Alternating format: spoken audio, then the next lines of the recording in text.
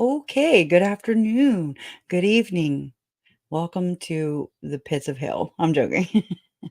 Look at my little pet here, my little Chad pet, right? Anyways, sorry it took so long to come live to you guys. We were shooting for 6:30, but I had to make the thumbnail. I had to schedule the the stream, and I had to get dressed and get presentable, right?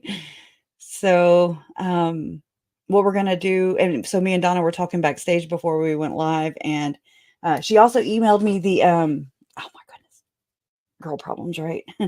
She also emailed me the filings that happened in that were filed, you know, in Chad Daybell's case.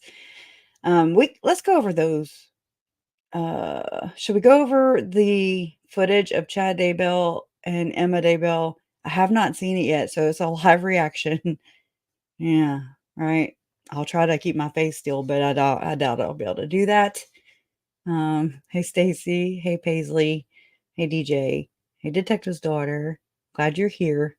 Anna Brown, AJ, Betsy B, Donna Donald, Treva Levesque, Betsy B, Festus's mom, Dog Mom, and Cheyenne Pina, BB. I don't know how to fix it where it don't show me like darting off way over there. Chris Arnett, and let's see who else. Heidi's mine. How are you doing, girl? Ravina Denver, and I'm sure. Let's see, Solo Dove. Welcome, Lamisa. I'm glad you're here. And I don't know if I said Dog Mom, but just in case I didn't, hi, welcome. Right? Okay. Hey, Prince Charming's mom. Hey, girl. Hey, girl. Hey, girl. Love you too. Hey, Tracy Kren. I'm so glad you guys are here. Hey, Granny Whisperer, Whisperer, and Wendy Bastings, Facebook user Jody Allen. Footage. Okay, good. All right, we're gonna go over the footage first then. Sue, let me pull that up.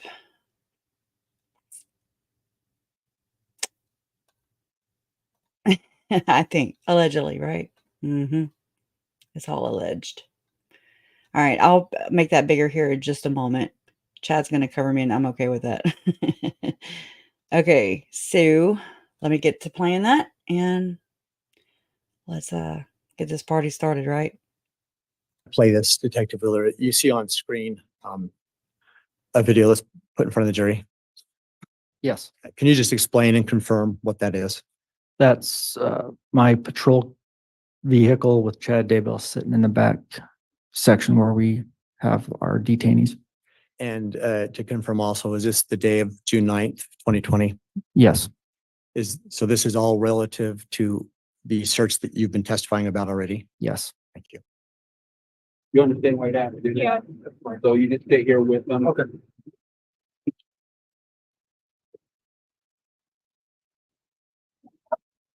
I've been dying. It's that I could talk with you and I didn't want you to be alone. Judge, I'm going to stop at 1 minute, 1 hour, 3 minutes and 17 seconds. That's to a ask long question. video, huh? Detective Wheeler, are you aware of who is the person that has just approached Mr. Daybell in the vehicle? His daughter, Emma. Thank you. I love you so much. I love you. Glad you came over. I thought they had taken you downtown already. I got about to the Fremont County line. I saw it as soon as you left me.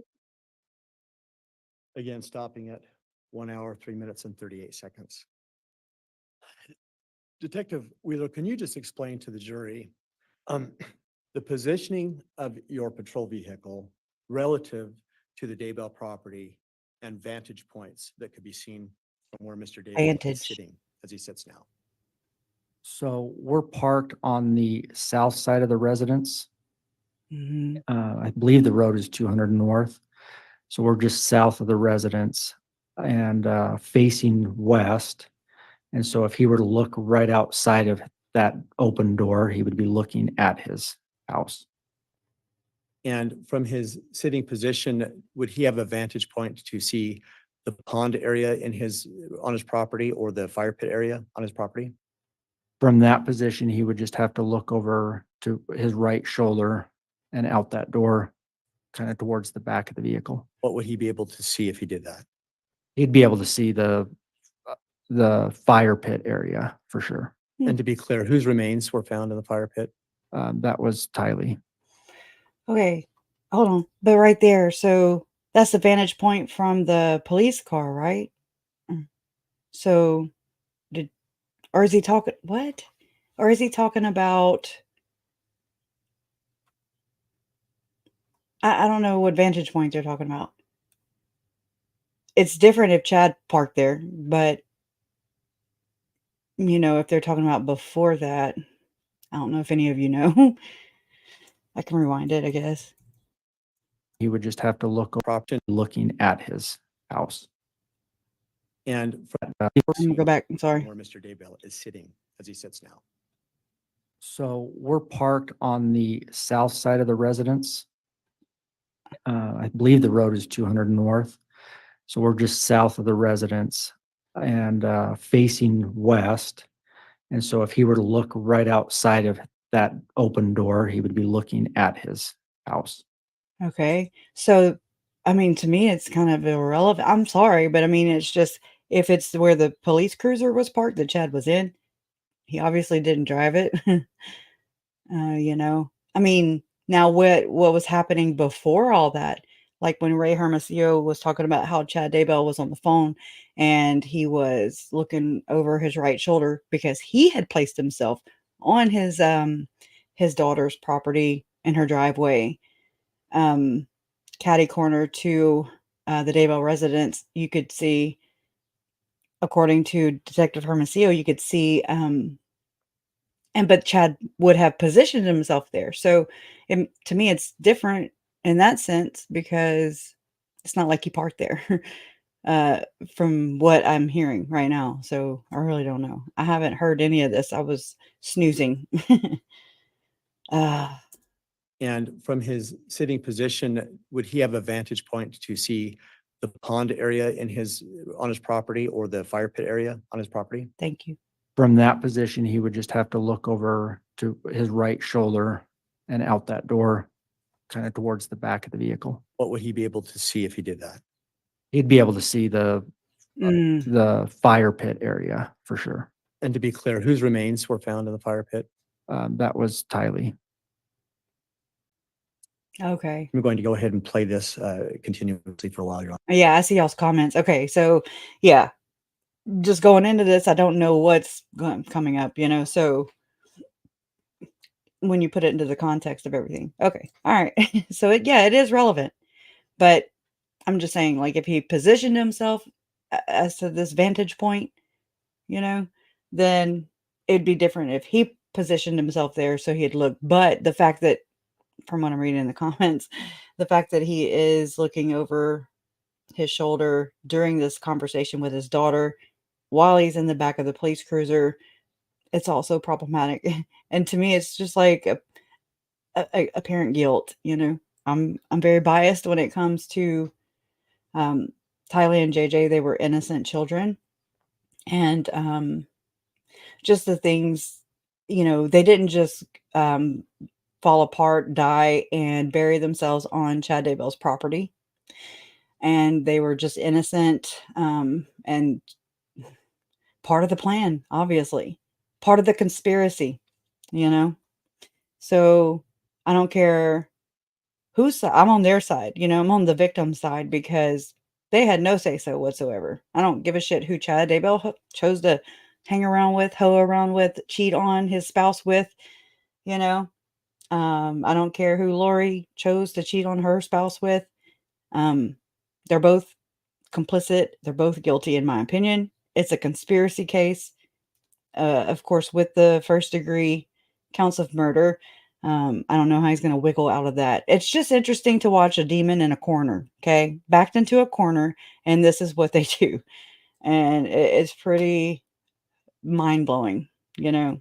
We can't fathom this kind of crime, especially on children and innocent people that were their spouses. They trusted them the most. It's just tragic. Your Honor. Chased you down and then they came back. Ron, Ron? just concerning the car, Huh? I know they, Asked Oh, about okay. it. What's that? just about the car. Oh, we'll take care of the car. We're gonna take it. Is she able and then to we'll- get it? Yeah, you can get that. So did she get the car? 'Cause I want to know about the damn car. I want to know. I'm sure it's been cleaned thoroughly. We may have to go through the car, if you're arrested in it, Right. the things we gotta do, but then she can She can have her bananas and her, I gave him First. some food. we'll try to get a car before it's spoiled. How's that? You can eat it. What an awkward conversation just right here, just right out the gate. It's like, like, yeah, we kind of need it, need that, and whatever. I can't really hear what they're saying all the way. I'll try and do closed caption. Let's see. Let's see if it'll play that.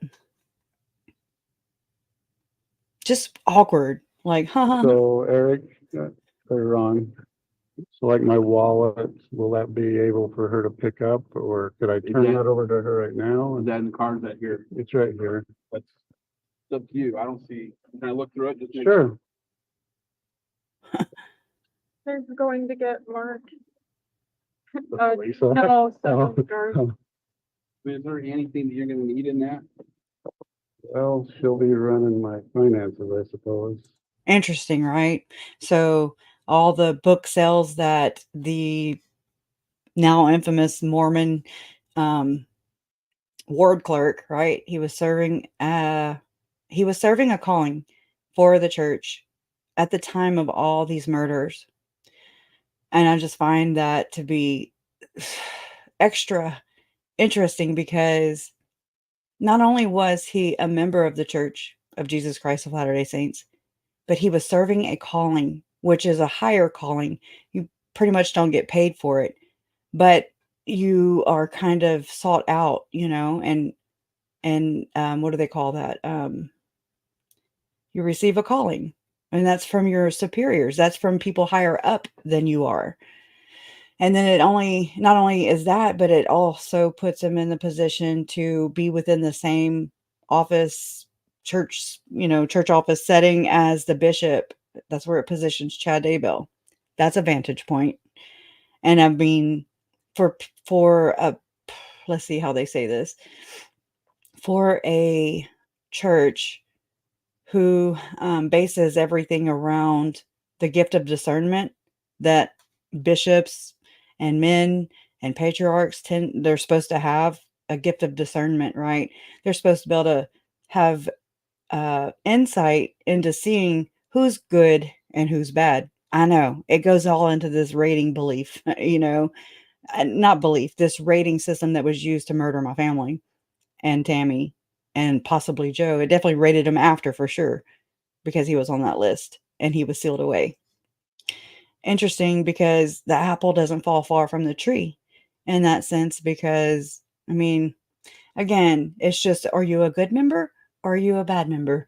And if you're a bad member, we ostracize you and we ice you out, basically. And, if you leave the church,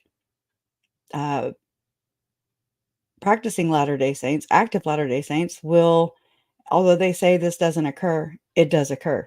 Okay.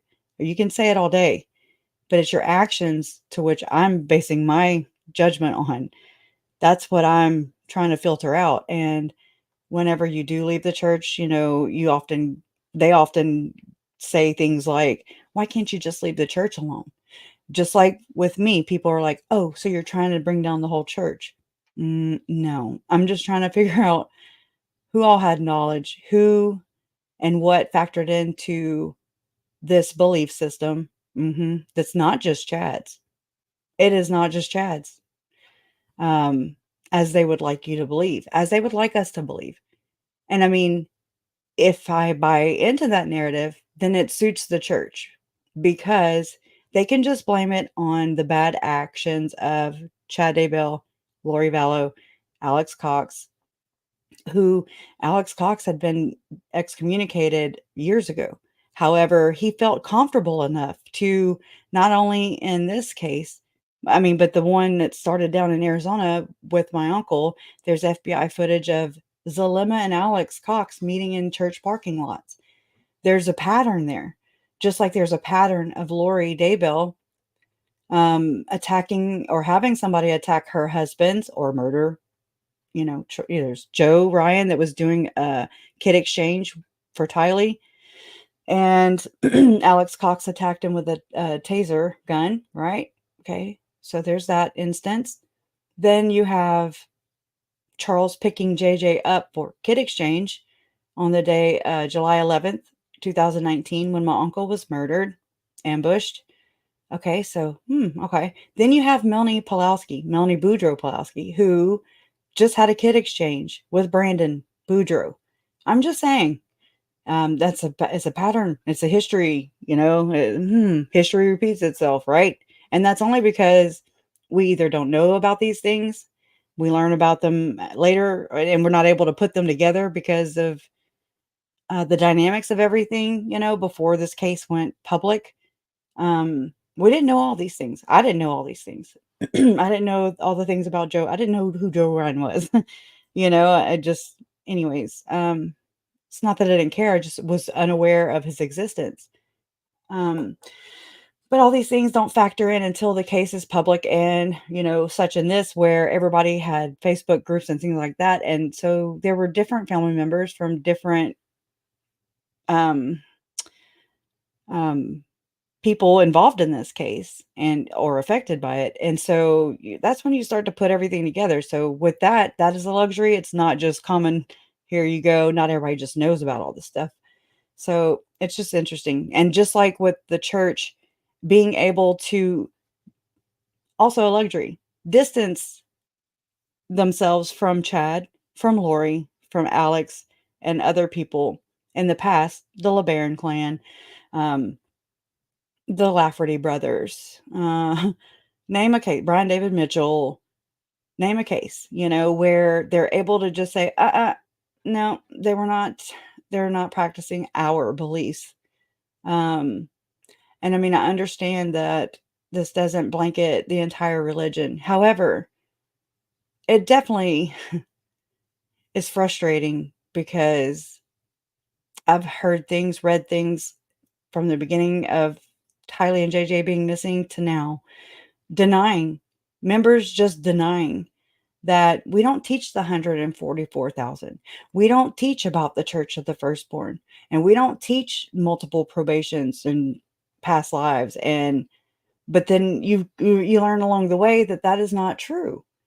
Maybe not, in what do you call that? Come follow me, in their curricula and things like that. But it's definitely there. I found it, I have found it myself multiple times. It's laced in everything. I'd love to go over that with y'all in a separate stream, because it is interesting. And all you got to do once you get the basic, I don't know. It's just like once it pops out to you, you're unable to like unsee it that way. And I'm a little frustrated with that because I don't just see the scriptures and Book of Mormon teachings and stuff the way I did before. It's like you just convert. I don't know. It's weird. It's weird, but it's laced. So I mean, it's just conditioning. And anyways, let me just continue to play this. So that has a little money on it. You could, Okay, just, so these are credit cards, so you're good if she just takes them, yeah. correct? Poor Chad. Not. In the middle drawer on the left side in Mark's room. Why? Oh, I pressed the wrong thing. Sorry. Okay, just, so these are credit cards, so you're good if she just takes them, Yeah. correct?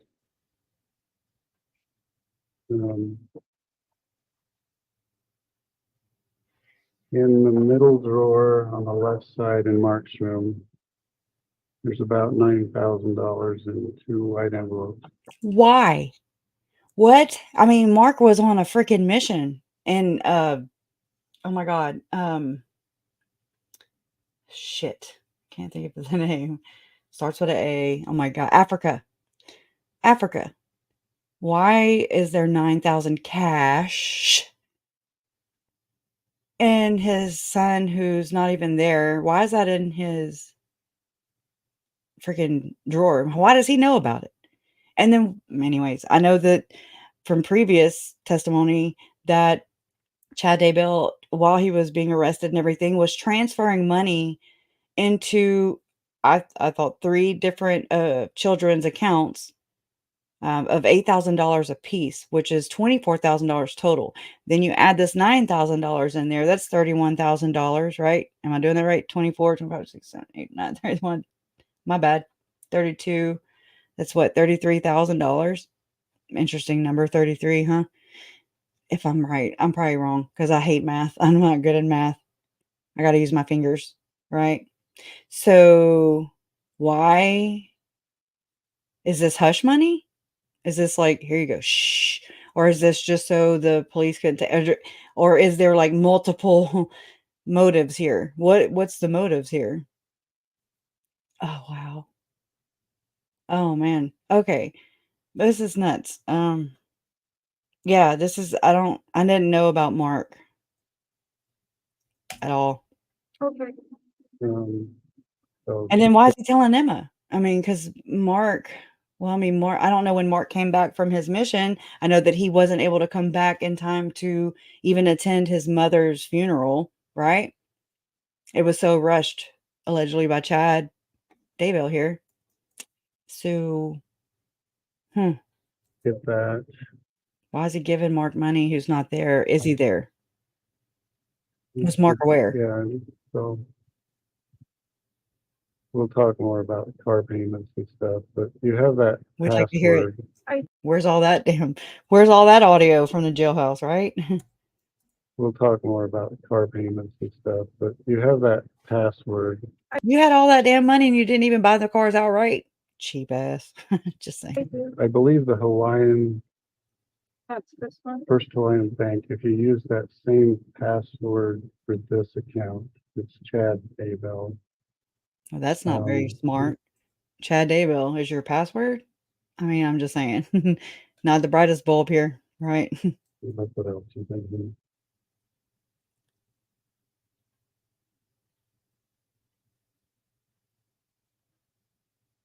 The producer there. I don't This think so. has nothing on it. It's like $6. That has to go away. That is like a pack of ramen noodles there. So $6 is something, Chad. So this, okay, in that same drawer, What? you can grab it, is a piece of this that would fit in here, and it's got a company card, company business card. And If she's running your damn company, then yeah, she needs that. Asshole. company card, company business card. Or business. And Is he talking about like financial cards or is he talking about like business cards? I just realized that. so just make sure you get that. Um, And this is all in Mark's room. yeah, I put that in there. There's like a pamphlet with The- You need a a pamphlet. guy who's sitting in a car. It's for the Wells Fargo auto loan. That's the loan that they equinox. Yeah, and so that we'll talk about. So this has He didn't want to talk about it right there for sure because he's on the spot. But I mean, everything's recorded, right? While you're on the jailhouse phones and things like that. So, I mean, it's just interesting because with everything that's happened just since 2020, 2019, we've had Ruby Frankie and Jody Hildebrandt that happened. And just recently they released all the her diaries and stuff where she basically documented detailed, like recounting of her abusing her children. But then they have the body cam and audio from interactions with the police, right? And then she's on the phone, and I mean, they talk code. I mean, there was one where she was talking to Kevin Frankie, and so it's Lace. They know it is. I think that they know they're being recorded. They may forget at times, but it's just interesting because Ruby Frankie would just start talking about some damn author. And I Googled the author and I was like, okay, forget his name, Frank something or Victor something. I don't know. Anyways, and so I'm just like, why the hell would she be talking about how much she just loves this book in the middle of all this? It just doesn't add up. So they know that. And I mean, they were taught to basically distrust the police, distrust all the things. I think maybe Jody Hildebrandt, Chad Daybell, uh, Lori Vallow, especially with Barry Cox, you know, how to cheat the damn government, how to not pay the IRS, you know, so all your stuff gets repoed, right? Because you can't do that. It's just, it's bleeding the beast, bleeding the beast, being secretive, covert, laying low, you know. That's got to be the only way this Joseph Smith flourished and caught on. I'm like, how did something so insidious, so horrible, with the plural wives and just all the things, you know, getting run out of Missouri, all the towns, all the places that they would go and set up shop, and then, you know, create their own banks, their own money, their own systems. That's what they're taught for sure. But it's interesting how fraudulent it was. And then I'm just like, how did anything so like based on not Christ, how did that flourish, you know?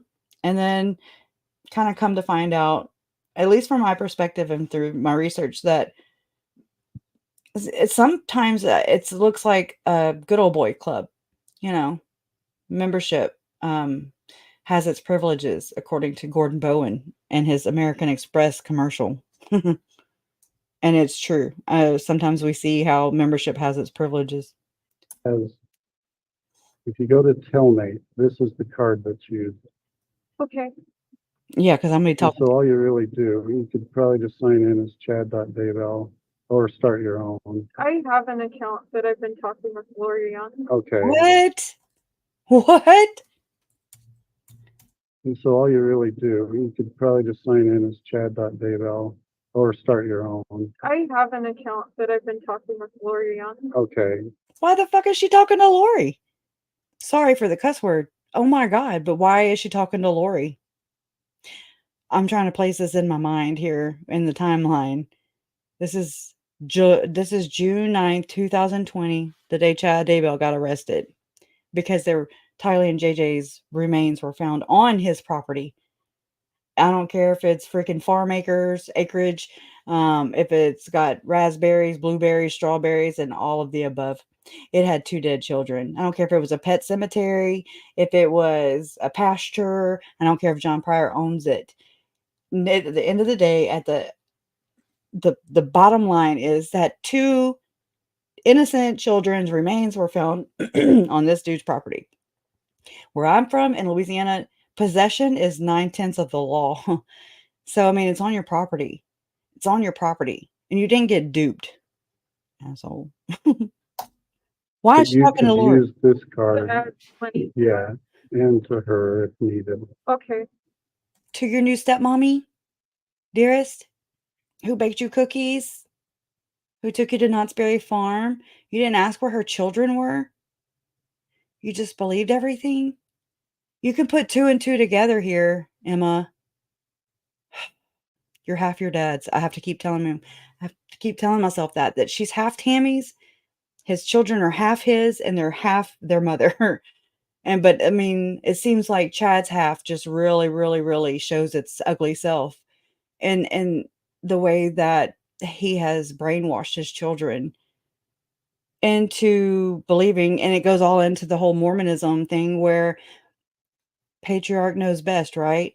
You believe the father, the patriarch. Uh, the moms are often muted and and nobody listens to them. Okay. Uh, it's apparent, blaring. Why the hell is she talking to Lori? So, yeah, she'll need to still have commissary money. What the hell does she need commissary? Why is he worried about that? Sure ain't worried about that now, huh, Chatty Daddy? You fired up the bus? Vroom. Wheels on the bus go round and round. You're just, I mean, it's been obvious. Ever since John Pryor represented Chad Daybell in August of 2020, after this arrest, obviously. And it was very apparent from that day forward that whenever John Pryor would mention Lori's name, he would say Lori Vallow. He would not say Lori Daybell. There's only been a few times where John Pryor has said Lori Daybell, but he says it pretty much on accident. He corrects himself. And so I think there's been a campaign or a motive to separate and sever the cases, which he finally did successfully, right? I just find it interesting, though, just how in Lori's case, Chad's wifey here, and obviously Emma's stepmom, mommy, um, it's obvious. I forgot where I was going with that because I went extra there, but I'm trying to think of what it was. Usually puts 30 a week in there. And you So he would splurge like $30 a week for his wife, for Emma's stepmom. It's gross. Why is he throwing her under the bus? I'm telling you, it's like, that's the only time Chad Daybell has been chivalrous. I've said this not long ago. It's the only time that Chad Daybell was chivalrous in all of this. Whereas my Uncle Charles was always chivalrous, even after death, it seems, because it's like, take care of the kids first, get that conviction done, and then me, you know? And that's exactly how it's happened. But in Chad Daybell's situation here, he is a situation, isn't he? That's the only time I've seen Chad Daybell be chivalrous, and that was when he was like, ladies first, here, you go to trial, and I'll send John Pryor, my attorney, in there. He's going to take a lot of notes, and then we're going to come up with a defense where I am just made out to be this victim of a sexy goddess that came into my life. Bullshit. Nice try, though. Nice try. you can probably talk to her too. Oh, yeah, please. Mm. Oh, please. Can we please hear those audios? Please. File for the FOIA request today. And try and I love you so much. Oh, my goodness. Shame on you, asshole.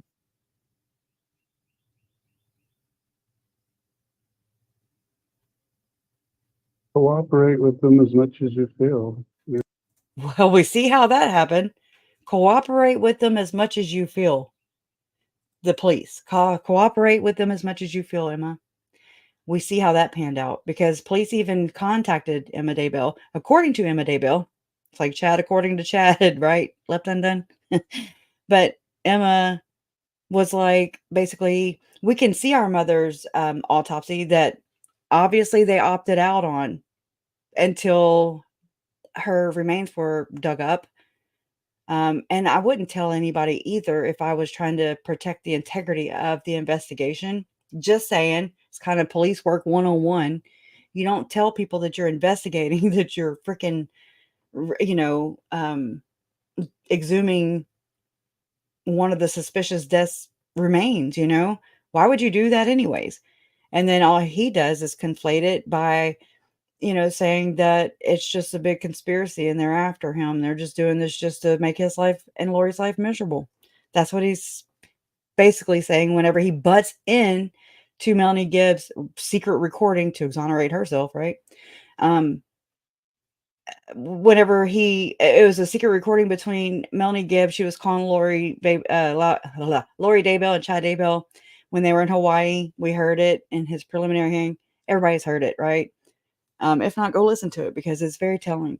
Because he butts in with all his chins there, and he's just like, "Well, I just want to testify." Sit down, Brother Daybell. Sit down. I'm stopping at 10758, Your Honor. Detective, based on your knowledge, at this point that day in the search, had law enforcement asked for any cooperation from Emma? I can't testify to that because I don't know the extent of that. But they did, because according to Emma Daybell, she had talked to Chanley Painter, Court TV, and she was like saying how, what's his name? Fremont County, the head dude. I can't think of his name right now. He had contacted, or one of the investigators contacted the kids or Emma and was saying that, they will show her the autopsy reports, but kind of like it was used as leverage. And I don't blame them. I don't blame them, because you got some really sketchy and horrible things happening to a lot of people in the trail of these people. Just because James and Elena, aka Chad and Lori, were deceitful and were greedy, lustful, couldn't hide all their little earthly desires there, their Gentile ways, right? And and then wanted to profit off of these deaths. So that's been apparent when Nate Eaton approached Lori and Chad after their vehicle was getting repoed over there in Kauai, Hawaii. And this is the first time really, and I commend Nate for this reporting. I mean, it was just like, what? We had not had our eyes laid on, or I hadn't seen Lori since all this stuff happened with my uncle in July of 2019 in Arizona. So it was very telling. There's a part in that, I guess you call it interview, or that one-on-one between Nate Eaton, Chad Daybell, and Lori Daybell, where Nate says, "Oh, that's a lot of cash you have there in that baggie." And I'm just like, "Oh my God." They're so pompous. They're so in your face, they're just right there in the broad daylight in Hawaii, of all places. That's not a cavity of a rock. Somebody needs to tell them. Fair enough. Then narrowing it just to you, had you asked her to do anything or asked for any kind of cooperation from her? No. Thank you. They've been kind to us today. I can say that's more than I can say for you, Emma, because, and I mean, I just thought about this the other day. I realized this, that, I know and I feel that to respect Tammy as a mother, as somebody whose birthday is the day after mine, somebody I've never met. I've never met this woman, but you guys got to even see I can't believe they showed that picture of her body exhumed after, and of her dead, for months now at that point. And I try to be as respectful as I can of how she would want me to treat her children. But there comes a point in time when, I feel like that's all I try to do. I try to honor that. But then there's a point where I get mad and angry at the fact that those were my family members, children. That's my family, found on your dad's property that you moved into the house where your mom and those children, where your mom was killed, allegedly, where Tylee and JJ's bodies were found, okay? And not one time, except for the little 48-hour, whatever the hell that was, uh, campaign, I don't know, protesting that your dad was set up by, that damn Jezebel, Lori, right? And I mean, again, it's self-serving. It's not being genuine, because you're saying this, you're like, she fake cried. It looked like she was like constipated, and I'm not trying to be ugly or funny or whatever, but it looked like she had to strain to get the little fake tear out. Um, when she was being interviewed by Jonathan Vigliotti, I think his name is, on 48 Hours. And she took him out on the property in different angles, and I know it's got to be hard for them, but you know what? Your mom needs a freaking she has long needed an advocate. And I mean, it's interesting to see where their loyalty is. And I mean, I can't imagine what it's like to be, lose your mom and then your dad shoots out a bunch of money to you, gets arrested because there's two children's remains or their bodies are found on his and your mom's property. They were buried there while your mother was alive. Okay? I mean, all I'm saying is you can blame so much on Chad. I'm sorry. You can blame so much on Lori and Alex until you can't, until it's like a coincidence theorist, right? Oh, if he's just the unluckiest son of a bitch this side of hell. I don't know. But there's the text, referring to the insurance money about my Uncle Charles, talking about how, my mom got it. Lori was texting this to Chad, and Chad's like, well, was that before 2 bullets were in his chest? F you, dude. F you. Burn in hell. Okay? Because when you put all the things together, there's no wiggling out of this. I know it seems like that sometimes when we're focused on the little things, but then when you back out of that view and you look at the long view or the bigger overarching picture of it all, guilty, guilty, guilty. I mean, they put the ain'ts and saints, huh? I texted John Pryor, so he has my number. He said thank you. Okay, And so he said, thank you. I texted John Pryor, so he has my number. He said, thank you. Okay. I'm assuming that John Pryor and Mark Means were referred. They had to have been referred by Chad's and Lori's original attorney, who said that once this moves past, and I can't stand this little saying right here, that once it moves past speculation and rumor, because then Melanie Pulowski ran with that shit. And I mean, she's like speculation and rumor, speculation and rumor. She said that shit so much to detach again and distance herself from any wrongdoing and involvement. And then she plays the whole persecution thing too. They all play it so very well. It's so obvious. It's overwhelmingly obvious. Anyways, I feel like Sean Bartholick, which was the original attorney, um, it would be interesting to know why he chose to pick, or why he chose Sean Bartholick. Is he part of the club? And then why didn't Sean continue to represent Chad and or Lori? And then did he refer them to Pryor, which Pryor's practice was situated in the same damn office building as Mark Means. And so that was weird. I was like, what? I mean, what do they do? Go to the water cooler and just, chew the fat? and a lot of the company stuff that pays for the house should just auto pay still out of that. Why does it pay for your house? Your company? Oh, it's $2,000 a year? Whatever. Company. Thank your mother for that. She paid for They everything. left 5,000 in there. He left 5,000 in there. Interesting. I'd gotten an email a while back, probably September of last year, I think. And it was from April Raymond. And she had let me know that one of the FBI guys, something, I'll have to find it so I can even quote it to you guys. I don't want to just sit here and I'll botch it up so bad.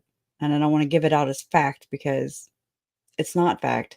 But it was super relevant because she had mentioned something about Chad and Lori investing some of their money, by some of their money, I mean blood money, into an organization. Oh my God, what's the name of it? Ignite in Las Vegas. I'm just saying. And there was another suspicious death of another Mormon man who was riding his bike.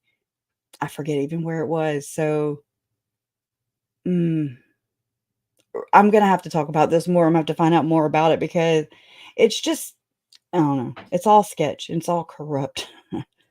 Okay. If you need some, come find. So much Okay, money. thank you.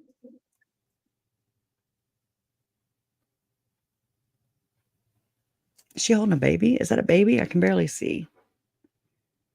Oliver, I think is his name. That's Tammy's grandbaby, if that is, Any other questions you have? I think What, is he bored with her? it sounds like you're not gonna be out for a little Right. while. So I Oh, I'm not gonna be out, no. Unlike Ruby and Jody, Ruby was like, "Oh yeah, I mean they should keep me for like what, 10 days?" No, hooker. No. You abused your children. Good luck. 30 years ain't long enough. What the Oh my god. This is so telling to me. Any other questions you I have? rewound it. I think well it sounds like you're not gonna be out for a little Right. while. So I think I'm gonna He chuckles. He straight up is laughing like like he knows. He knows his goose is cooked. Oh my god. Oh my god. You have? I think well it sounds like you're not gonna be out for a little Right. while. So I think my landlord texted me just to feel bad for me. I think I'm gonna My what? My landlord texted me, so I'm going to be out. So I think my landlord texted me just to feel bad for me. just to feel bad for me. What happened to you? What happened to you, Emma? I'm waiting for Emma to let us know what happened so bad. And if so, she's looking right there at source of the problem of everything that's happening so bad to her. What the hell? I think There's dead children on your freaking dad's property. But it's all about her. Mm-mm. And he's laughing, my landlord texted me just to feel bad for me. I think I'm gonna come over here. That's what I needed you to say, because, yeah, you and Joe, So she just told her dad that she's going to move over there. And he's like, yeah, okay. Yeah, dictator. Okay. Controlling Chad. What else are you hiding there, bub? Asking. It's a rhetorical question. Who knows? Stopping at 10904, Detective Wheeler, I just want to reiterate, we just heard that comment about he's not likely going to be out. At that point in time, you had not formally put him under arrest, is that right? Aside from placing him in handcuffs and detaining him, no. Oh, that's guilt right there, boo. I don't care where you are, who you are. Aside from placing him in handcuffs and detaining him, no. But you didn't advise him of potential charges or anything like that at that point? No. So he didn't know, right? If you were really innocent, just think about this. And cops just show up, whole SWAT team. I mean, they got the whole FBI rolling uh, evidence lab, on wheels there. You got Nate Eaton that found a damn chopper and he's flying overhead and all this stuff is going on. Your property is being raided. And I want y'all to know, I mean, I've learned this along the way that it takes a hell of a lot. It takes a hell of a lot to get a warrant on somebody's property. It had to have been very overwhelming evidence for that judge to sign off for his property to be rated like it was. Like we saw some of it. I mean, they had it blocked off all kinds of ways around that property. Okay. We know that by, Eric Grossarth reporting also, and other people who live around there who tried to go by and see. I mean, that's just, to me, it's overwhelming. And, John Pryor is doing what he gets paid to do or whatever, however they paid, however Chad Daybell paid in trade for his attorney to represent him. And that house ain't worth that much. Okay. I would love to buy it, bulldoze it down, erect some memorials there of light shining into the sky, into the heavens to represent the lives lost allegedly due to this man here, Chad Daybell, and his Jezebel wife, Lori Vallow Daybell. And as far as you know, had any other law enforcement advised him of any specific charges that he may be Guilt. facing? Not that I'm aware of, no. Thank you. And whatever Mark wants to do, he should stay with either you or. Sure, Mark, I'll take care of me. That's the card. I will, Dad. Oh, Lord. I'll take care of me. We'll take care of you. the Shame best on we you, can. Chad. Sorry to interrupt. So Sorry to interrupt. Sorry to interrupt my feelings, Dad. You just poo-pooed all over my head, basically. But sorry to interrupt the patriarch there. Oh, what the hell? This dude's sick. Well, Dad. hey, They'll take care of me. We'll take care of you the best we can. Sorry to interrupt. And then we'll take care of you, Dad, the best that we can, because you're a freaking screw up. Ugh. Ugh. I mean, I got chills. This is gross.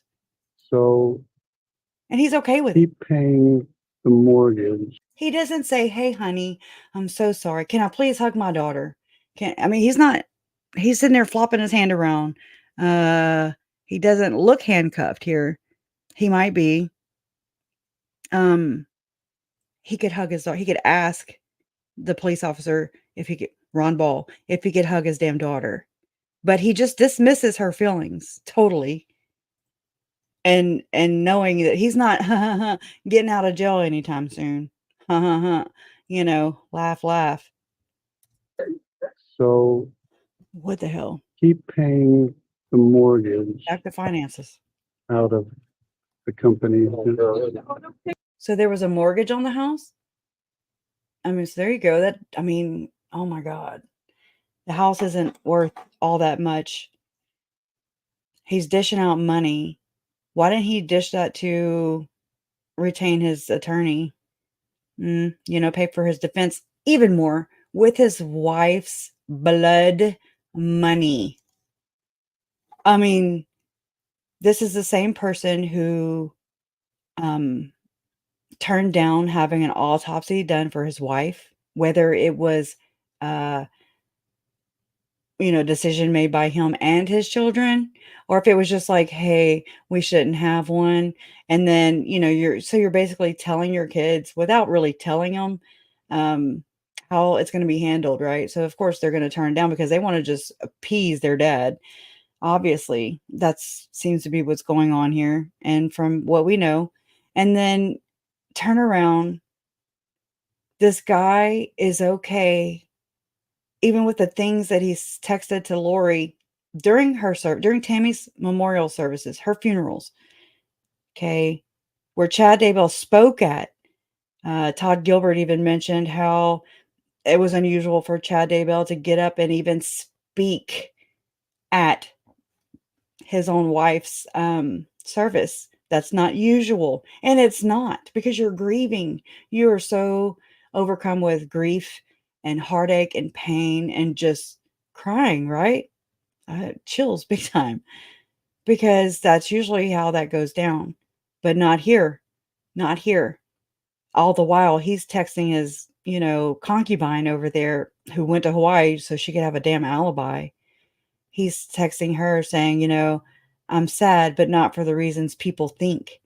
Because he is a deceiver. Because he is a liar. Because he is an alleged murderer of even children. He can suck it. He is a depraved individual. He is well okay with his wife, who he possibly unalived her. I'm sure that'll be proven in a court of this law we're going through right now as the trial's going on. And I can't wait to drop the alleged word. He's okay with doing all these things and then having her body buried in Springville, Utah, hours and hours away from Rexburg, Idaho, where his children are, where Tammy lived, where they lived as a family. where Tammy didn't even want to move there. But it sounded like he shamed Tammy, yeah, guilted Tammy into even following the voice. You know, the voice told him to move to freaking Rexburg. Okay. So he was okay. He was A-okay with his wife quietly fading into the background there. He was okay with that. Lori's already been convicted for conspiracy to commit murder for Tammy's death. I'm just saying, he was well aware and A-okay with everyone with his secrets being buried with Tammy. That is slick. That is very overt. It's very extra. It's very cruel, sneaky, sly, sketchy. You know what I mean? He's like a shapeshifter. Not technically, but you know what I mean? Just a chameleon. He's blending into whatever he has to get out of it, to try and get out of it. No, you can probably set it up though. I'm trying to, it's Wells Fargo in that same, I mean, is he talking about all this bullshit that's irrelevant really to anybody? I mean, kind of, you know what I mean? It wouldn't be the whole conversation for sure, because is he trying to avoid being asked by Emma, why are there 2 dead children's remains on your property? Daddy, chatty daddy. pamphlet. Oh, he is hanging. Oh, look, But but I've had a lot of success with mom stuff, just saying, will you help me? My mom died. I'm pretty sure. Will you help me? My dad's in jail. It's the same. Oh my God. Will you help me? My mom just died. Will you help me? My dad is in jail. Wow. the password. Oh, look, But but I've had a lot of success with mom stuff, just saying, will you help me? My mom died. I'm pretty sure. Will you help me? My dad's in jail. It's He's okay with that. He's laughing. He is okay with that. the same. it should be paid through July 1st. Okay. And I think the car is paid through July 15th.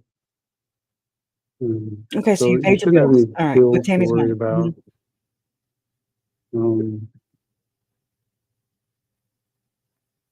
Yeah, What about doomsday? All right. There's no doomsday talk here. There's no Church of the Firstborn talk here either. Just note that. I'm not coming back. So all that stuff that's in the baby room is Lori's. The what? The baby room.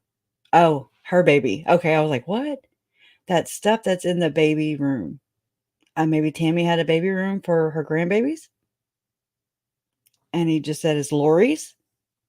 What? So Emma Daybell has some of Lori's stuff. I'm not coming back. So all that stuff that's in the baby room is Lori's and mine. Him and Lori's, because they were living together. Remember? He said that to Todd Gilbert that he was moving in with a friend of his who had an apartment right there on Pioneer Road. Remember that? Okay. Till they hauled ass to Kauai, and you have to get a shipping container shipped over, to Hawaii to really, like your vehicles and things like that. People actually have to arrange for them to be shipped if you're going to use anything from the mainland, right? So, anyways, we know they rented furniture. We know that there was only 2 of everything because the children were never there. At least not Tylee and JJ. The suitcases you'll see in the box. Just put it in the garage, I guess, after. The suitcases you'll see in the box. What box?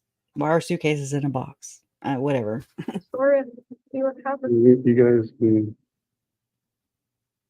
yeah, take that mattress from upstairs, I guess. Do what you want. Put the books back on the shelf.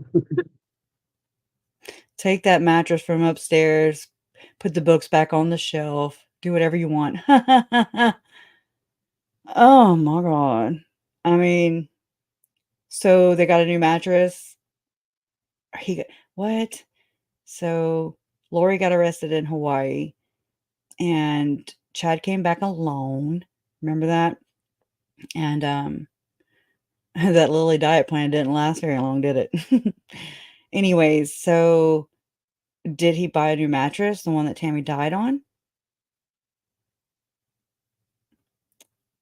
I would think that Lori wouldn't have stayed there. You know how freaking exalted she was, and I say that meaning she was better than that, you know.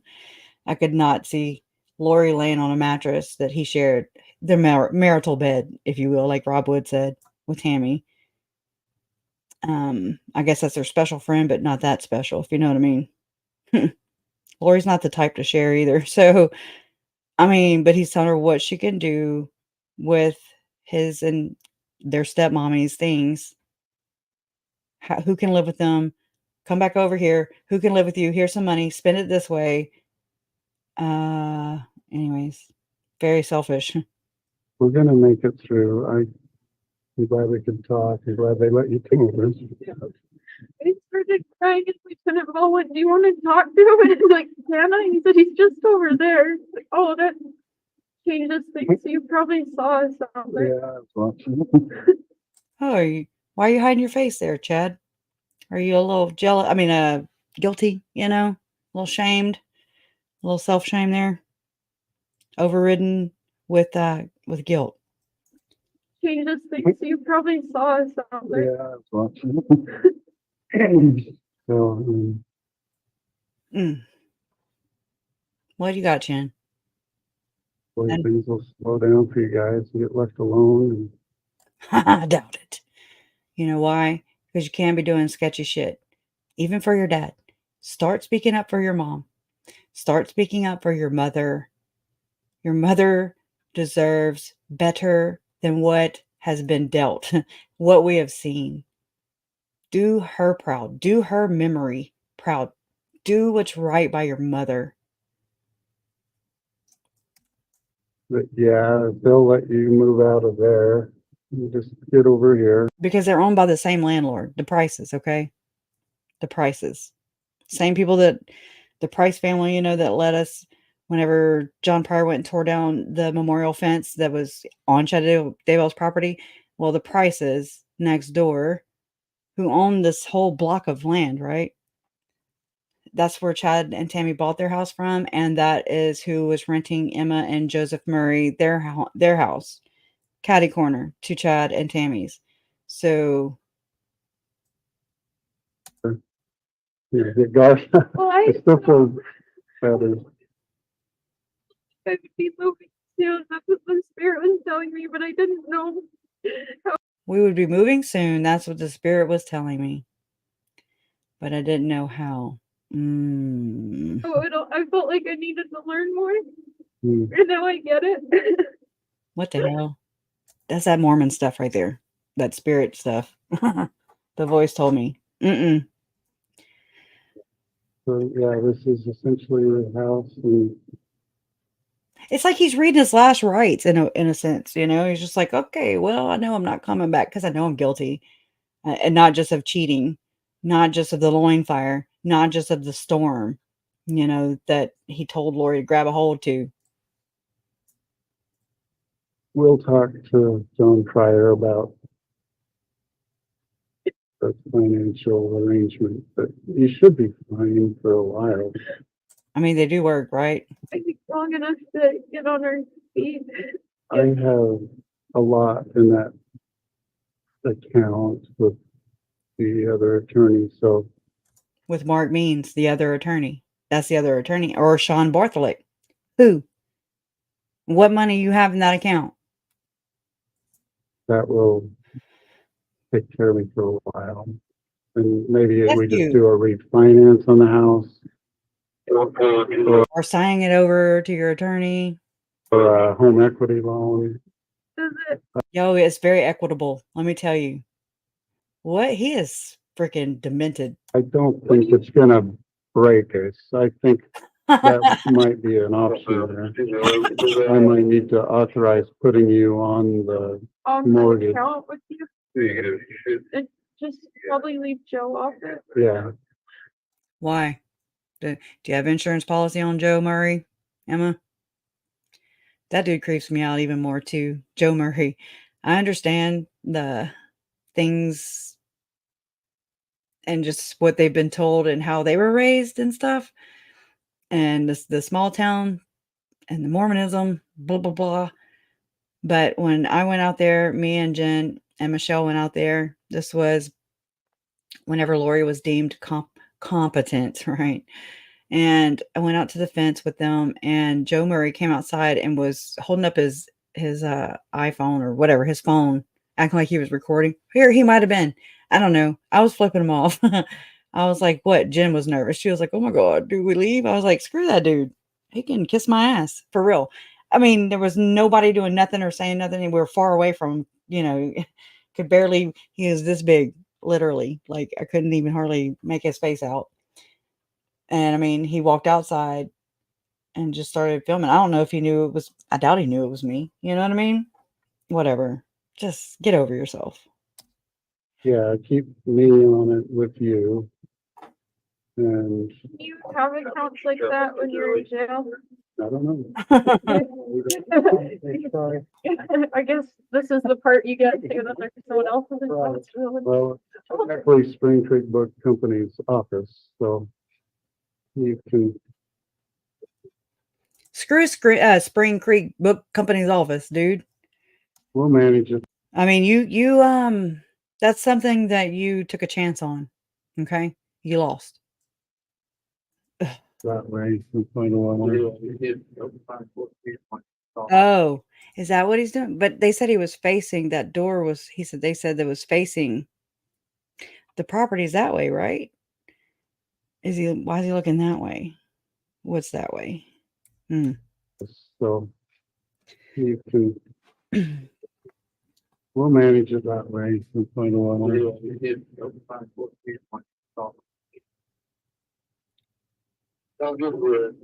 And you have you can send things through Amazon to the jail.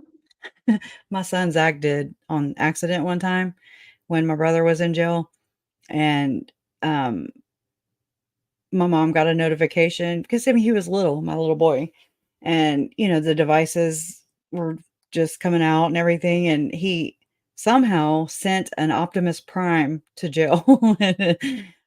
They don't accept those things, so I'm gonna answer that question and say no.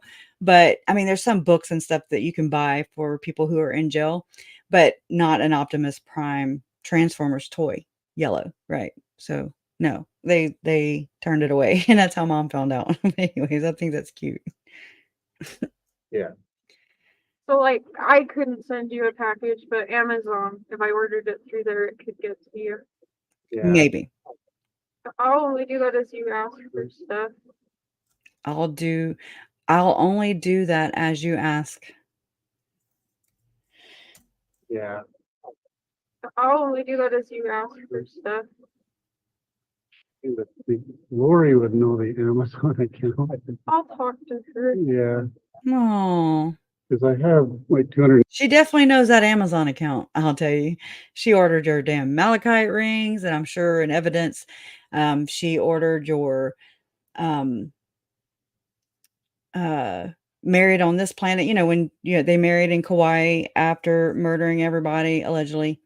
How many pictures were there? 666. I think that's what Justin Lum said. That's how many photos there were of them frolicking around on the beach with the ukulele, and no cares in the world. None. $65 or so in there as gift certificates. Oh, that's so sweet. $265 in gift certificates. This is what your life was worth, Tammy. And it's sad. I'm so sorry that happened to you. You don't deserve that. Nobody deserves that. Charles, Tylee, JJ, Brandon, Boudreaux, my mom, Alex deserved it. I'm just saying. Whatever happened to him was his own doing. So don't pay. Yeah, I won't. We'll get it figured out. It's like Cholo 1105.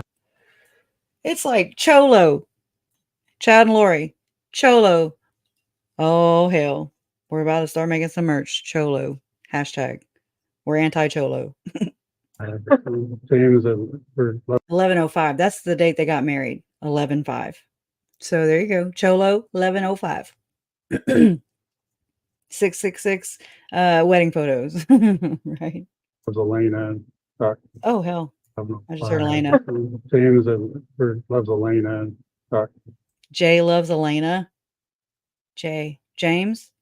James loves Elena. Oh my god, this gets shittier and shittier. at iCloud.com. I believe Oh. that's where they So they have an iCloud called James and Elena iCloud.com. James and Elena at iCloud.com. I don't think we heard that in all the things, did we? I don't recall that. Maybe so. I don't know what they're gonna do with the computers. You could probably, it wasn't part of the search warrant. Huh. Should have been. You could probably, it wasn't part of the search warrant. Are they, do you know, are they leaving the computers? Well, they were in my bag. They were in the car. With him? They'll probably hold on to those and try to get it out. Okay, but things that are currently in the house will likely be left. I don't know what they're gonna take out. Okay, Oh, that detective's name, I've just remembered. It's Lynn Humphreys. That's the one from Fremont County that I was trying to think of earlier.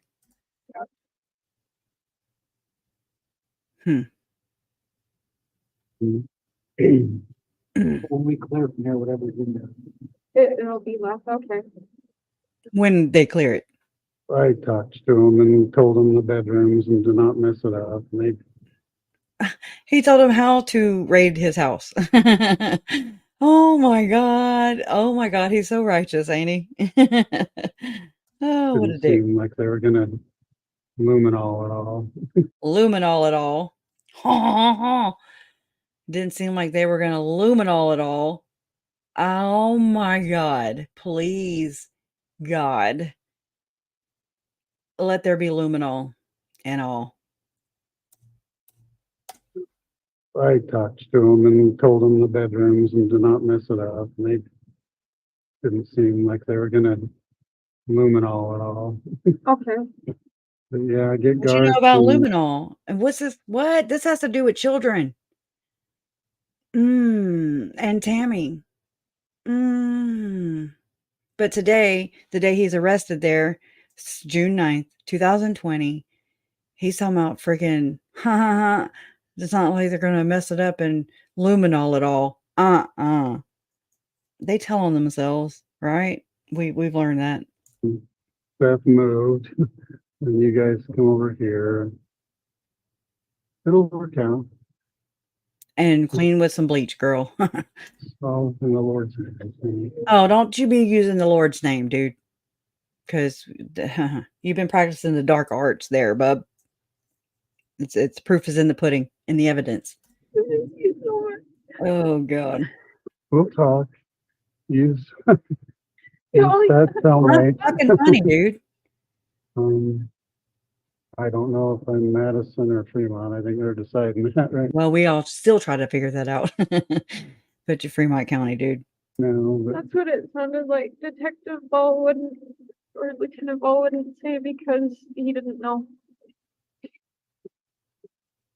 I'm sure Fremont has a cellmate system. So. Mm.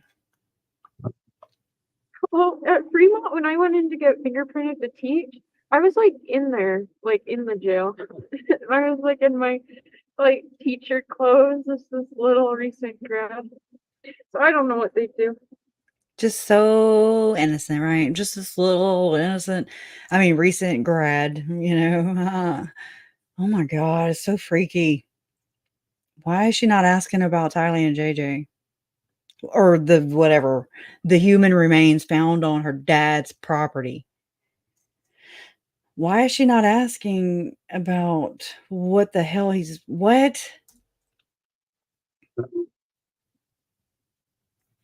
Sorry, all the neighbors are going to be talking, but Sorry, neighbors. That's the first thing I just thought of just now. Oh my God, instantly. Sorry, all the neighbors are going to be talking. Not sorry that I did this, or sorry about these children's remains being found on my property. Sorry.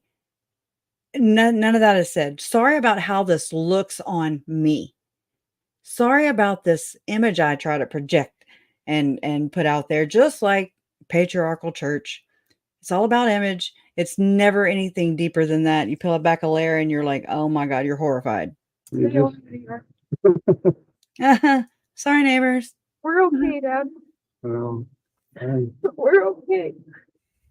He ain't worried about you, boo. I'm sorry to tell you that. He is not worried about you or your freaking brothers and sisters at all, or his grandchildren. Him and Tammy's grandchildren. Tammy's grandchildren. You raised us, but we're independent now. And that's scary because he's only independent and frolicking everywhere and rolling in the dough, in the blood money from killing your mother, allegedly, and never working, always putting everything on Tammy's back. Her shoes, the sole in her shoes did not have any more sole to them. Okay. They were worn thin. That was recent before Tammy's death. They were so worn thin because she was carrying his fat ass. $2,000 damn dollars a year. Or maybe he just underreported, to cheat the government. Who knows? With your wallet. Yeah, with your wallet. glad you got that. It's empty now, right? So now what? Where you're going to get your next kind of gratification or whatever? Money don't make you happy. Okay? Material things a church don't make you happy. Okay? Whatever. We're not Colby. Shallow. Right. But yeah, get that money out of there. Probably glad you got that. Independent now. With your wallet. Glad you got We're that. not Colby. Did she just say Colby? It didn't say on there, but it sounded like that's why I rewinded it. You raised us, but we're independent now. With your wallet. Glad you got We're that. not Colby. She just say we're not Colby? You raised us with your wallet. We're independent now with your wallet or whatever. And we're not Colby? Did she just say that? I don't know. You raised us, but we're independent now. It's scary. With your wallet. Glad you got We're that. not Colby. Right. But yeah, get that money out of there. Probably just put it in your own personal account Yeah, so they can't confiscate it. rather than have the cash laying around.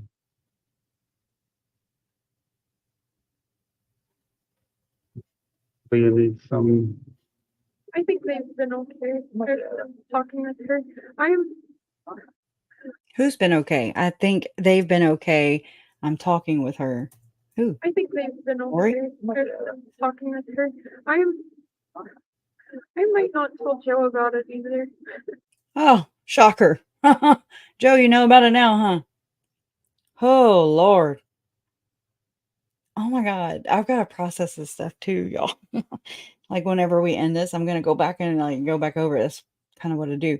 And just think of all the other things as I'm processing all these details. I'll think of more. Oh my God. I might not tell Joe about it either. That's, About the money? Yeah, I have an account with. and he's okay with that. That's what I'm saying. So righteous, yo. Dark arts practicer. It's just in my name. I'm just gonna put it in there. Wait. Well, Garth knows about. Hey, Joe Murray, your wife is hiding some money from you. It's probably gone now, but she is hiding it. Just letting you know. Because I'm sure everybody around you is just the same as this mentality here. That money. Garth doesn't spend this frivolously, Joe. The checkbooks are in that drawer too, Okay. if needed, but Did you find your conscience there too? Oh, we're just asking. shouldn't need them. If at some point you feel you need to clear out the Hawaii account or something, you can check my email.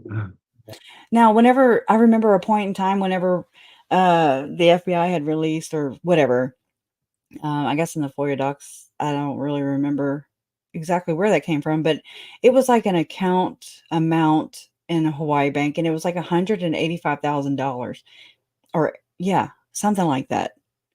And now I'm really curious about that, the details about that. Yeah, I took that computer, but my email, that Rexburg password is pretty much Is that everything okay? for the, So Rexburg, he is just original. Oh my God. He is so right when he told Melanie Gibb in that recorded phone call with him, Lori, and Melanie, where he's like, me and Lori just aren't that smart, right? Obviously. Obviously. That doesn't mean you're not deceitful and a murderer and are good at hiding things. Okay. You're not really good at that. bank or my email.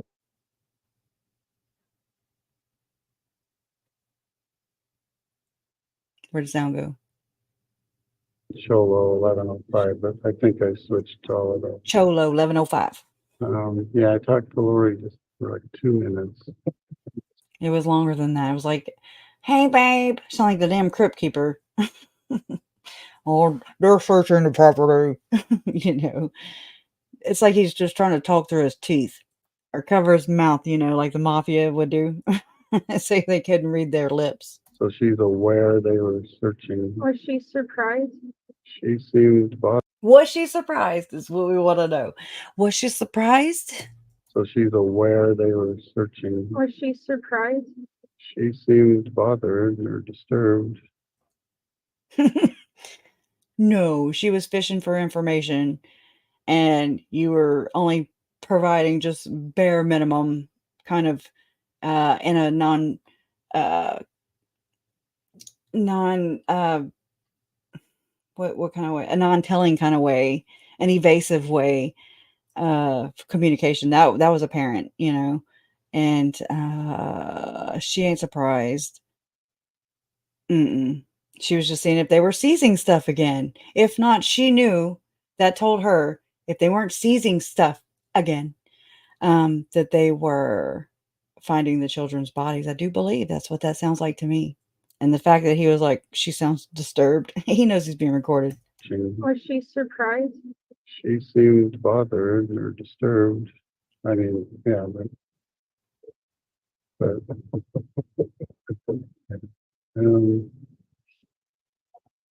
so yeah, I'll be fine.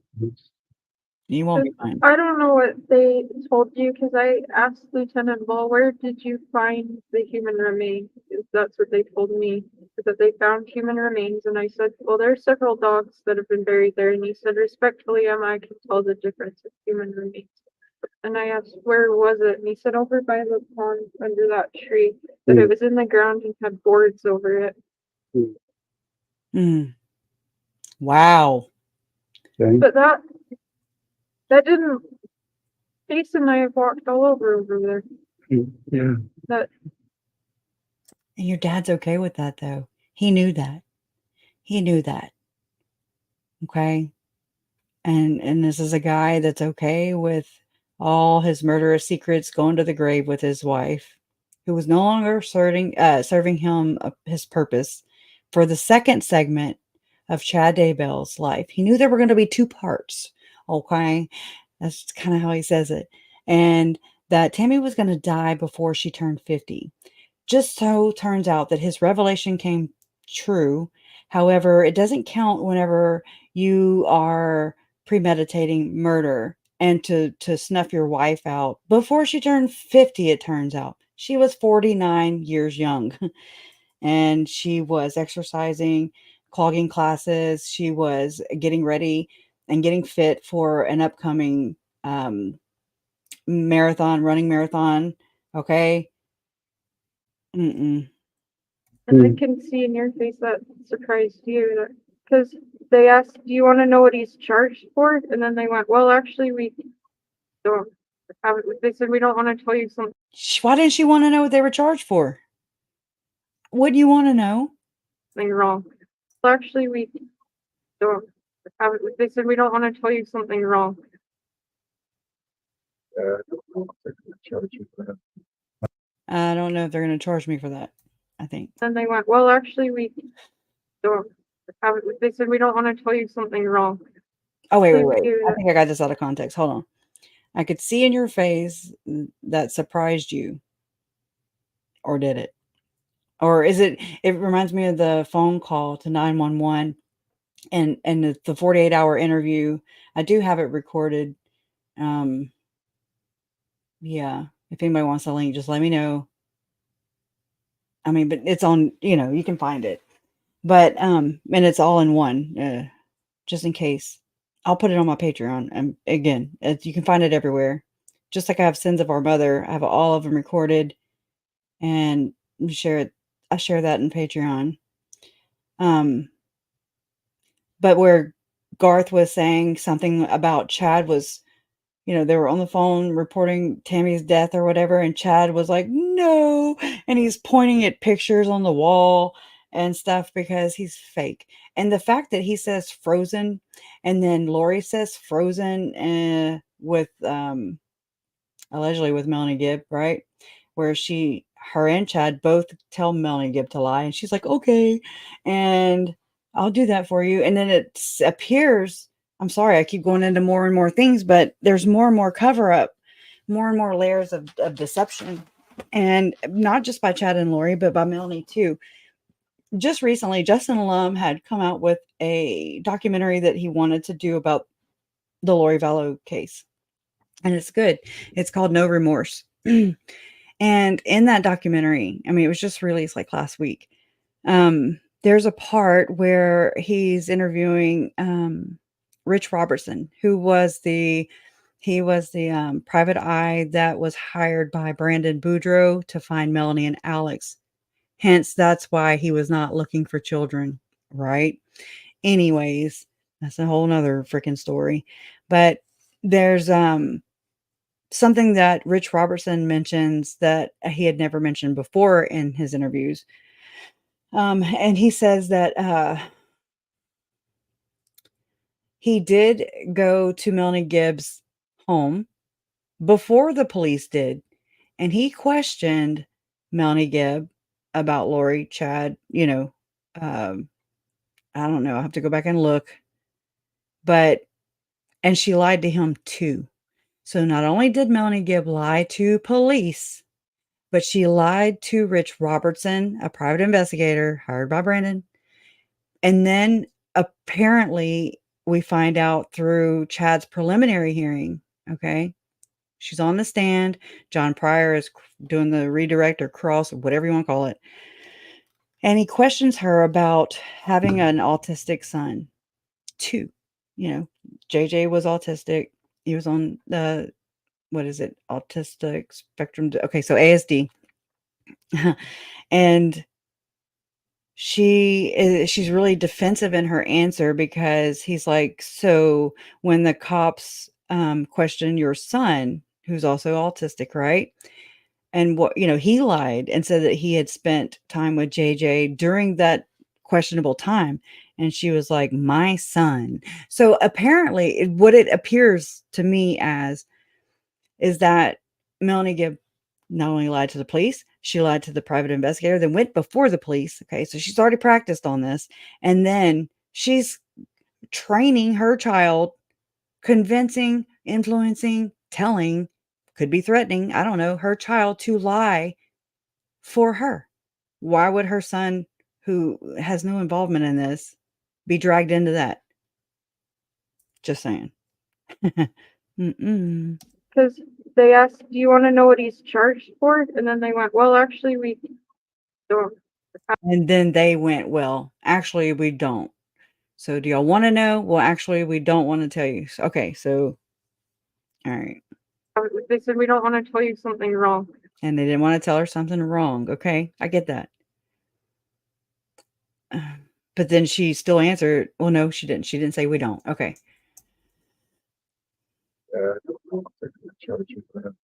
How they're gonna. And so He's like, oh, I don't know how they're going to charge me for that. I think. Yeah, I don't know what they're going to charge me with. Yeah, I don't know what they're going to charge me with. How they're gonna. And so How are they going to? he told me that what they're looking at is that they found one body with the probable cause. There's likely two. So I asked her, "Are you gonna search the property forever until it's found?" And Not the pasture. Note that. The property forever until it's found. And the reason it was it's so much harder to find the other body is because it was freaking in pieces. Okay? As if to try and erase, delete Tylee's existence. It's freaking depraved. God damn these people. asked her, "Are you gonna search the property forever until it's found?" And he said, "Well, no, but we're going to look." And he said, And Chad Daybell, your text to your late wife your now late wife, Tammy Daybell, about, she sounded like she didn't care.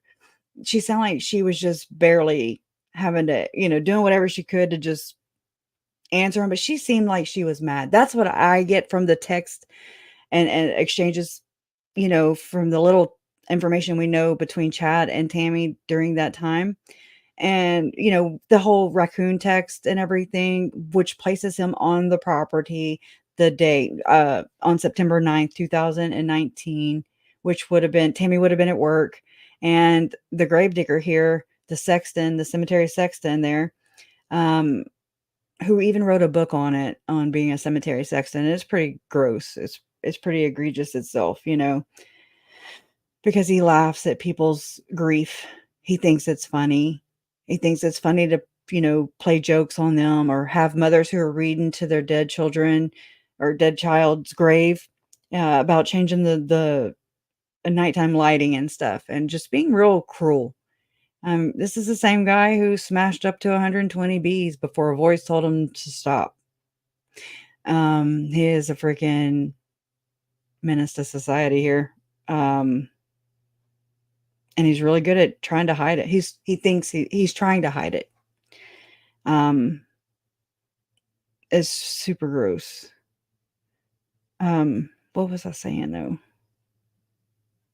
Tammy Daybell, the text exchanges between her and Chad. It seems like I thought all this time, I was like, perhaps she saw the email that my uncle sent to her saying that your husband, my wife, are having an affair. But that text got deleted from her email account, her work email account. We learned that in Lori's trial last year. However, who deleted it? Who had access to that account? Because he seems to be all over it, and it seems like Tammy wouldn't have had a reason to hide things from her husband, like a little mini me there, Emma, hiding money from Joe Murray. Whatever. You're in a commitment with that person, and perhaps if they weren't all these secrets and lies and just deception, uh, Christ-like, honey. Just they worship the damn devil. I'm telling you. because I said, "What about, this is the home for my siblings and there's a baby." And he said, "If you're not able to get back in tonight, we'll hook them up with a hotel." Why? You live at your own damn house. You don't need no damn hotel. Have your brothers and sisters stay there. Why are they coming in? Anyways, Baby, and he said, "If you're not able to get back like a damn compound. in tonight, we'll hook them up with a hotel." Said, "You're not in trouble."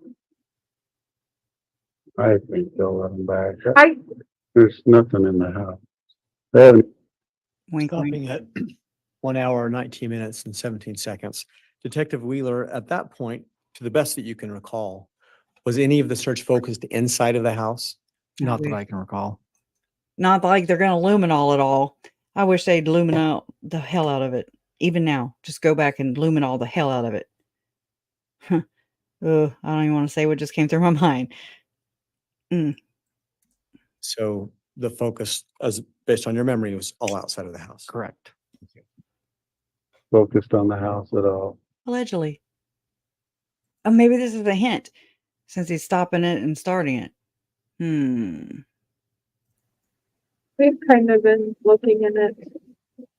Because there was an FBI, Steve Daniels, that said that from the view from Chad Daybell's bedroom, you could see both the grave sites of the children.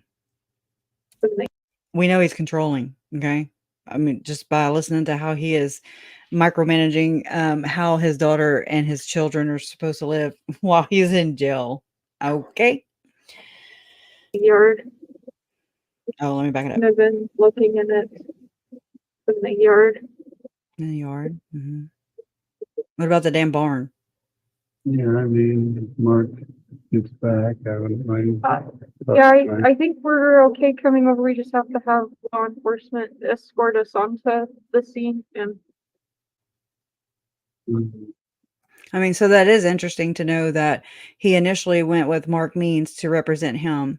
But then there's John Pryor. He's also talking to John Pryor because as of this discussion between Chad and his daughter Emma, there's already like she already gave her number to John Pryor, and he said thanks, remember?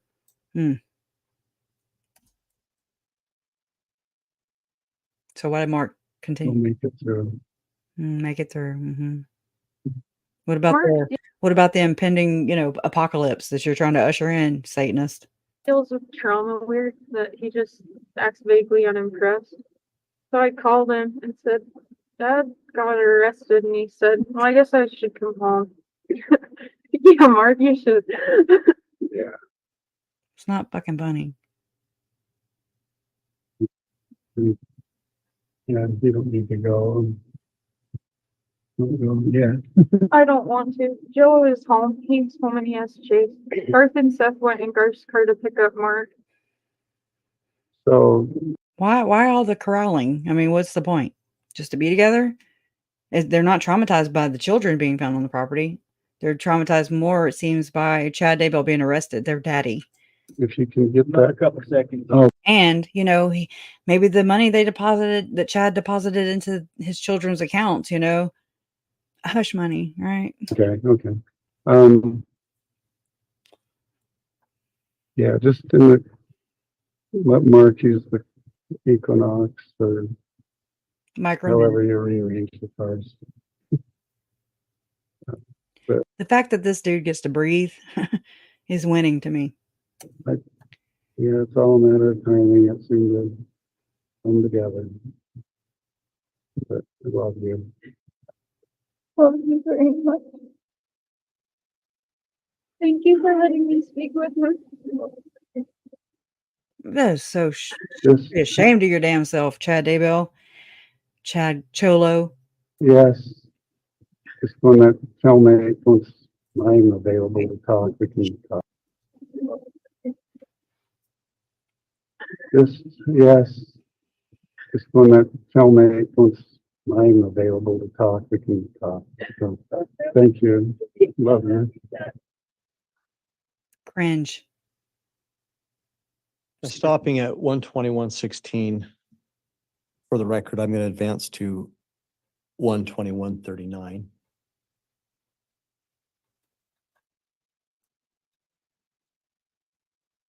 $121.36.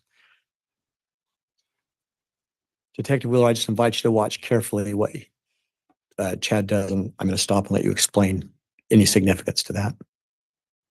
Look at him. You saw him? Oh, Lord. Contort much? What you looking at, Looky Loo? Stopping at 121:47. Detective, what direction Wow. is Mr. Daybell looking when he just turned his head and looked back? It appears to me he's looking over to the fire pit area. And that is in fact where Tylee's remains were found. Yes, And you were present when her remains were found, is that correct? I was. You saw him? Oh, Pompous. He is a freaking piece of work, right? Oh, thank you. What a piece of work. What a piece of work. Yeah. Wow. Sorry, I haven't been looking at the chat because I didn't, I just wanted to give you my reaction, right? Oh my God, that's so telling to me. You raised us. We are independent now with your wallet. Ha ha ha. We aren't Colby. Emma Daybell. Thank you, Donna. My head hurts right here. Right. Give me a damn migraine. Wow. Well, okay. So I'm going to go ahead and read. Yeah. I've been waiting for 4 years for that. Pretty wild. Isn't it? Oh my God. Siobhan. The sins of the chins. Okay. All right. Comment of the day. Merch ideas, please. Right. Sins of the chins. I actually made some thumbnails, sins of our father, because they have the sins of our mother thing. And anyway, but the sins of chins is way more fitting. Thank you for that. We needed that. And I need to stop laughing because I got them chins too, but I don't have a pronounced chin. I didn't murder anybody, so there's that. For what it's worth. Oh my God. Y'all are awesome. Okay. So now I'm going to pull up those filings, okay? That came through during the trial. Why is it not hiding me? I know I just changed it. Hold on. Okay. Okay. I'm going to have to open them, I guess. I don't know why it's not showing you. Oh, there it goes. Okay. My bad. Okay, back to it. Okay, so these filings were filed 4:15 today, 10:49, 15 a.m. Okay, in the District Court of the 7th Judicial. Okay, this is Chad's case, CR 22-21-16-23, order to seal state's motion in limine to Chad, right? On April 15, 2024, the state presented for filing under seal, a motion in limine and a request for an expedited hearing on the motion in limine pursuant to ICAR, blah, blah, blah. The court will permit the motion to be filed under temporary seal. So we will not see that. Pending a hearing to determine whether the document remains filed under seal or is unsealed pursuant to another one of the Idaho codes, right? And it was signed today, April 15th, tax day, 2024. Okay, and that's just certifying. All right, now let me go to the next one.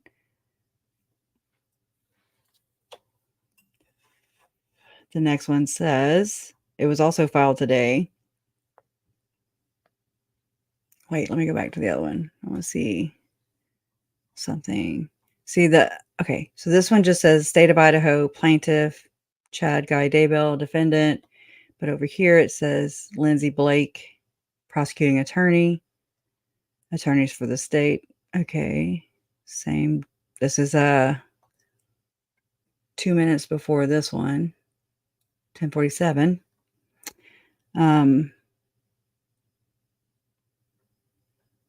Motion to seal. Okay, I wonder if I'm going on backwards. The state of Idaho puts before the court a motion to seal its motion in limine to pursuant to Idaho codes for the following reasons. 1, the interests in privacy are predominant over the public's interest in disclosure. We always come last, don't we? Sealing said, number 2, sealing said documents is the least restrictive measure consistent with the privacy interest at issue. Number 3, sealing these documents during the pendency of this criminal investigation is in the best interest of justice and will preserve the right to a fair trial.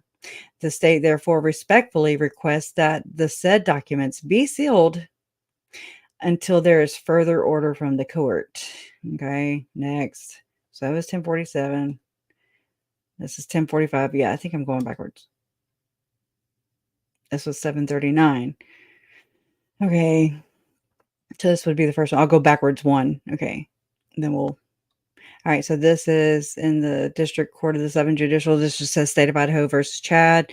Based on the state's motion for expedited hearing and good cause appearing, it is hereby ordered that that a hearing on the state's pending motions will be held on the 15th day of April at precisely 3:30 p.m., which was right whenever court or trial was ending for the day today. So we're unsure if this hearing took place like right then, as soon as everybody got out the damn courtroom, or what. We don't know because it's sealed. Because everything is, they reserve the right to seal, and we reserve the right to just wait when they can let us peasants know. Right. Okay. It is hereby ordered that a hearing on the state's pending motions held at 3:30 or as soon thereafter as counsel can be heard. So, okay. I mean, that kind of makes sense. That I'm pretty sure that they went over that right after trial today. And this one was filed at 10:45 a.m.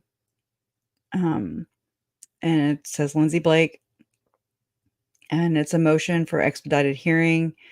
And it says the state of Idaho, by and through the Fremont County Prosecuting Attorney's Office, respectfully requests this court shorten time for a hearing on the state's motion in limine, given the state's belief that the defense intends to call Prosecutor Wood as a witness.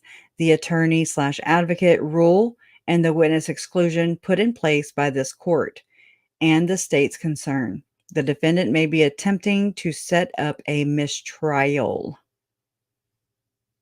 Or, I mean, why isn't he serving why aren't they planning on calling Lindsay Blake to the stand? Why aren't they planning on calling any other attorney in this case to the stand? Why just Rob Wood? What is the reason behind that? That's what I'm asking. The attorney advocate rule and the witness exclusion put in place by this court and the state's concern, the defendant may be attempting to set up a mistrial.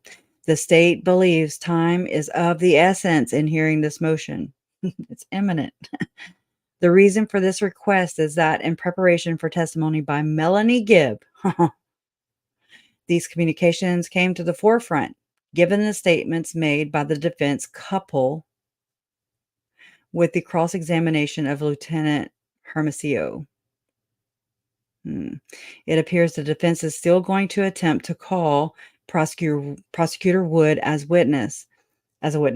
Prosecutor Wood's subpoena was recently quashed by this court at a hearing where the defense never motioned these messages. What? Was recently quashed by this court at a hearing where the defense never mentioned these messages. Well, I don't understand. Anybody understand? Lawyer, right? Well, I'm gonna have to watch lawyers talk about this in order to even understand what the hell it means, right? No expert here. So I don't even know. What do y'all think? Let's see what y'all are saying.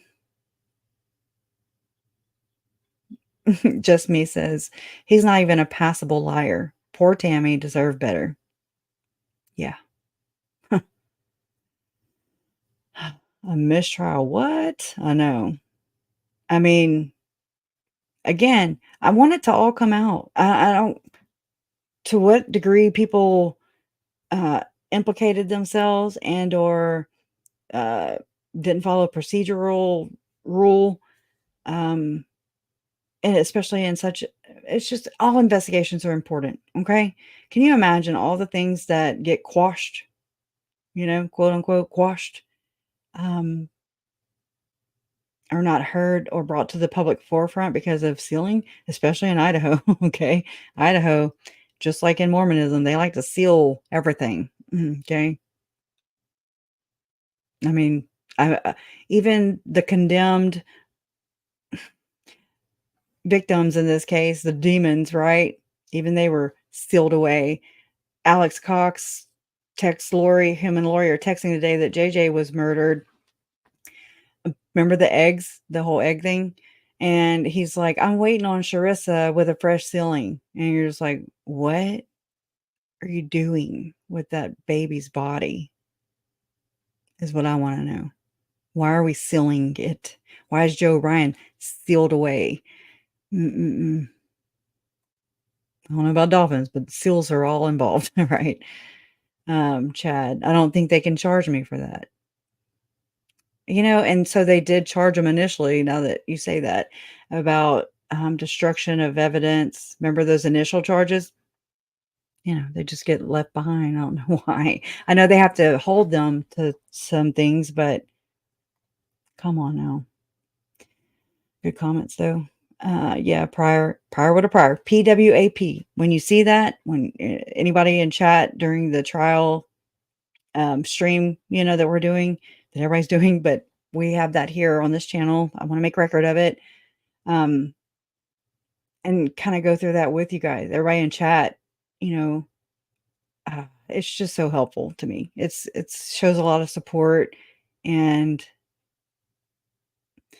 I just don't have any ulterior motives. I really don't. I want all the weird things, all the possible corruption that's appears to be going on. And I mean, it happens all the time in all cases, I do believe. I don't think that this case is exalted or above any other case as far as corruption, So if there is any corruption, then I want to know about it, because it poo-poos all over the victims, Look it up, Volley.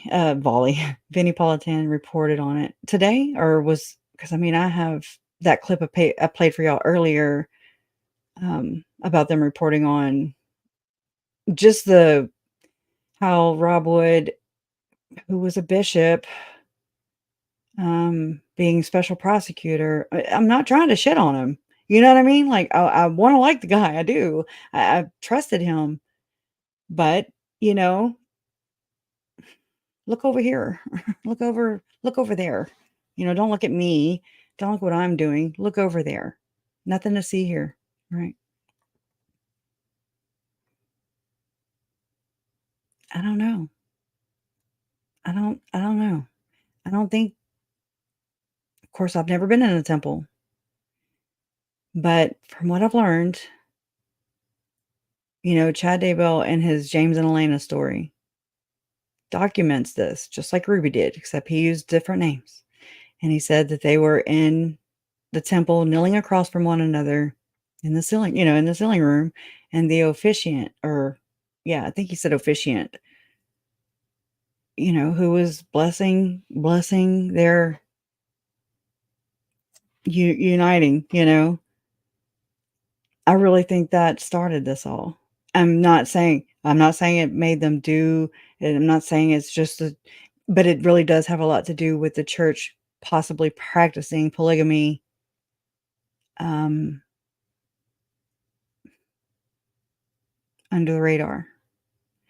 I think that's what the call out is. I really do. I think that's what the call out is. You get a special invitation. Jason Mao, Melanie Gibb, a gatherer, awaken, arise.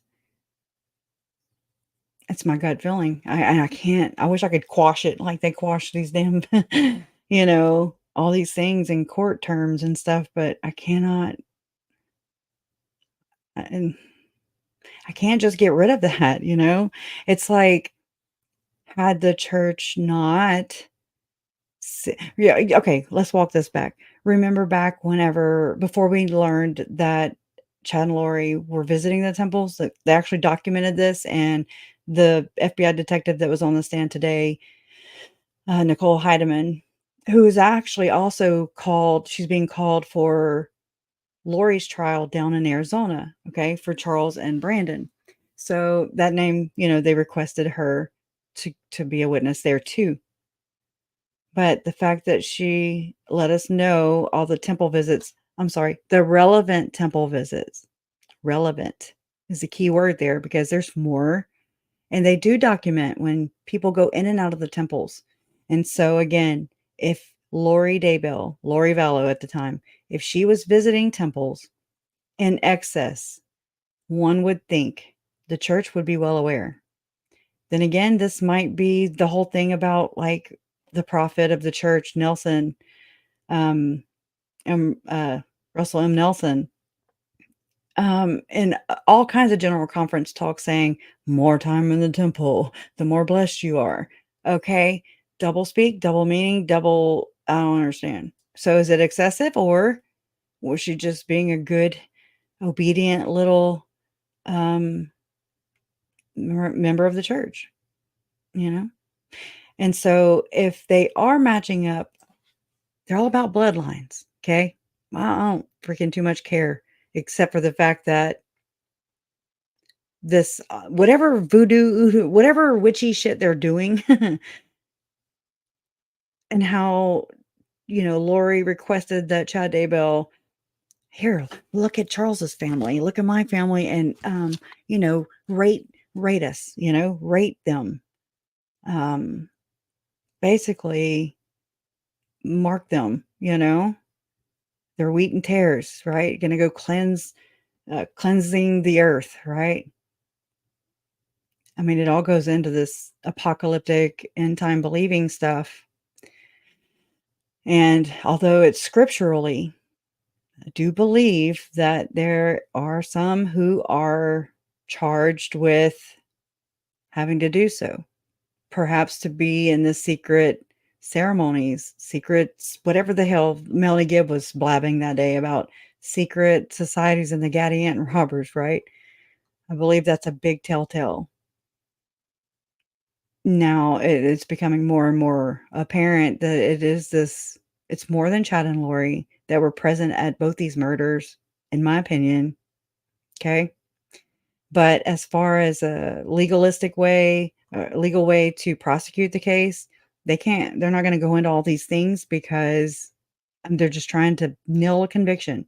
That is their job. Conviction. Okay. Put another notch in the belt. And I mean, I think that they were matched up together, Chad and Lori. And you were just to show up on a Sunday, usually when the temple's closed. Although it says, then again, here we go with this too, where would the church even release temple records of visitations of people visiting on Sundays when it's closed to the temple public? Or would they say it's a Friday and, oh yeah, no, they visited on Friday of that Preparing a People conference weekend where all these people were gathered around,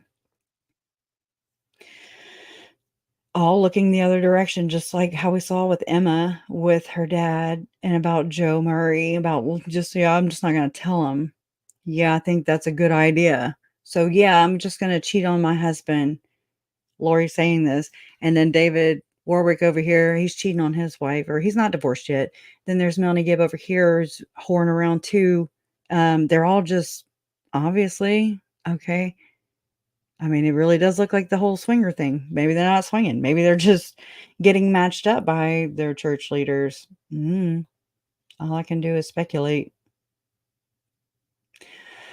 But it really, like, when I look at it this way, as the church is just trying to hide their involvement in polygamous belief practices,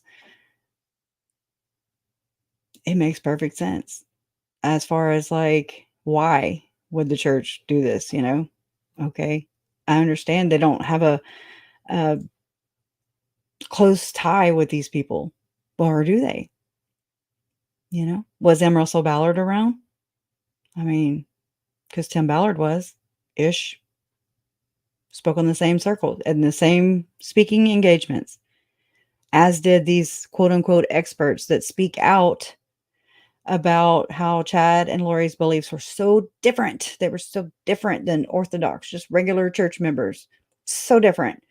They double speak because they do appear in podcasts. They do appear at the same freaking speaking engagements as Chad and Lori. Cholo, right? But yet they speak in behalf of the church because they're historians or something, but they're paid by the church for the church to, it's double speak. And I think it's just there to confuse people. Like Patrick Mason said earlier at the end of the live stream from today's trial, I played some clips where there's Patrick Mason, who is a quote unquote expert Okay, but he's paid by the church. So is Christopher Blythe, who wrote a book called Terrible Revolution or something like that, right as this case was coming out. I'll have to show you guys. I'll have to find them, but I will. Christopher Blythe, Patrick Mason. I mean, their little pictures are right there, like in the Firm Foundation, the Firm Expo. You know how they have Chad's picture, Mike Stroud, Jason Mal, Sean Littlebear, all the pictures. Okay, there's their pictures. So you can't be speaking at these offshoot, quote unquote, offshoot events. And then you are speaking with these people who are on trial for doing some really heinous shit. So, but yet you're speaking on the same damn, same damn speaking engagements, speaking circuit, whatever the hell this is. You can't have your cake and eat it too. It's an old expression, right? But they sure do try. Mm-hmm. Yeah. So when you hear that, just know that you and or your family member is being recruited. But I know for sure in Mormonism, as far as this, and I mean, another thing, Illuminating Inc. is, just like Program to Kill, PTK, that was written by David McGowan. If anybody wants the link to that PDF book, I'll share it with you. I need to just keep it in my description box down below, but I didn't even make one today. I'll have to go put it up later, but I'll put it in the description box below this video for anybody wanting to go read Program to Kill, because, oh my God, it just really makes a lot of sense. And the fact that behind every cult movement, there appears to be a lot of CIA and other letter agencies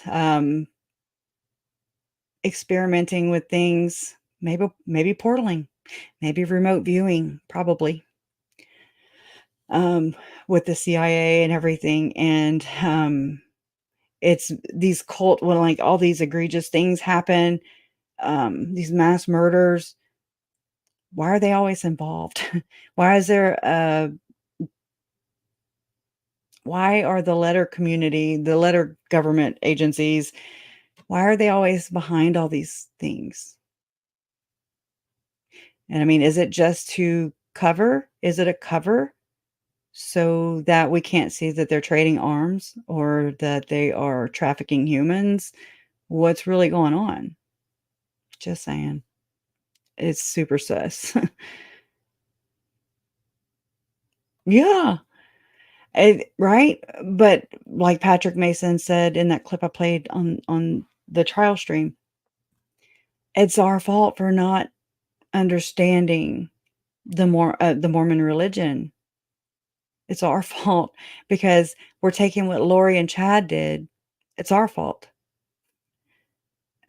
That's what I get from it too, that we're taking what Chad and Lori did and we are forming our opinions based around that, when that I couldn't be further from the truth. I actually did reading, actually learn. That's what I set out to do. I wanted to learn where Chad and Lori Daybell's beliefs differed from that of their church. That was it. I did not plan on finding what I found and it leading to where it led. It's so high up. It's unreal. I don't think it's an attainable goal. It's, yeah, that put me in the whistleblower category, and I ain't trying to be no damn whistleblower. I'm not trying to get off. That's all. And anyways, it's just super interesting. Oh, I know. And it's hard. Trust me, I wouldn't be near where I'm at, but that's what's been driving me, is that at the bottom, at the center of the story and the bottom line, is that my family was murdered because of these beliefs, right? And if these beliefs are not just minimized down here to Chad and Lori, if they did not outstretch and reach out to people like Ruby Frankie and Jody Hildebrandt, okay, and the whole behavioral modification crap that they're spewing and doing, and they're not the only ones. Then there's David Hamblin over here and Gordon Bowen. Okay. The LDS Church of Satan Punisher. Okay. And all these weird things, they all tie back to people who are revered in the church. Visions of Glory. Tom Harrison used to be he was the point man back when the Satanic Panic came out. And, rumor has it, or whatever, that Tom Harrison was trying to convince the LDS church leaders that to accept satanic ritual abuse as a thing, but they shied away from it. I mean, this all started back with obviously these, I'm gonna call them Satanists. I don't know what else to call them. Dark arts practitioners. I don't know. Don't know what it's not like they come out and tell you, what they're doing or who they are and that they work for the dark side. And I'm at the point, I'm like, do they know they work for the dark side? Do they know that they are not believers in God, Christ, like they are, or I don't know. That's where I'm at. Are they taking Adderall? Oh my God, right. I remember I am ADHD and I got prescribed that, and that really does make you feel that way sometimes. Yeah. It made me laugh though. Okay. They raise their families fully isolated and sheltered and improperly educated. Echo chamber. Then they send them out to be politicians. I learned from some documentary on hidden true crime. Yes. Yes. It's true. I mean, and it is an echo chamber because they are raised to be a self-sufficient on their own society. Mormons can make it happen. I've praised them so many times for their ability to come together and not only just come together, but they do it with, style, class, and but they all come together and they rally around, I'm gonna say Rex and Adam.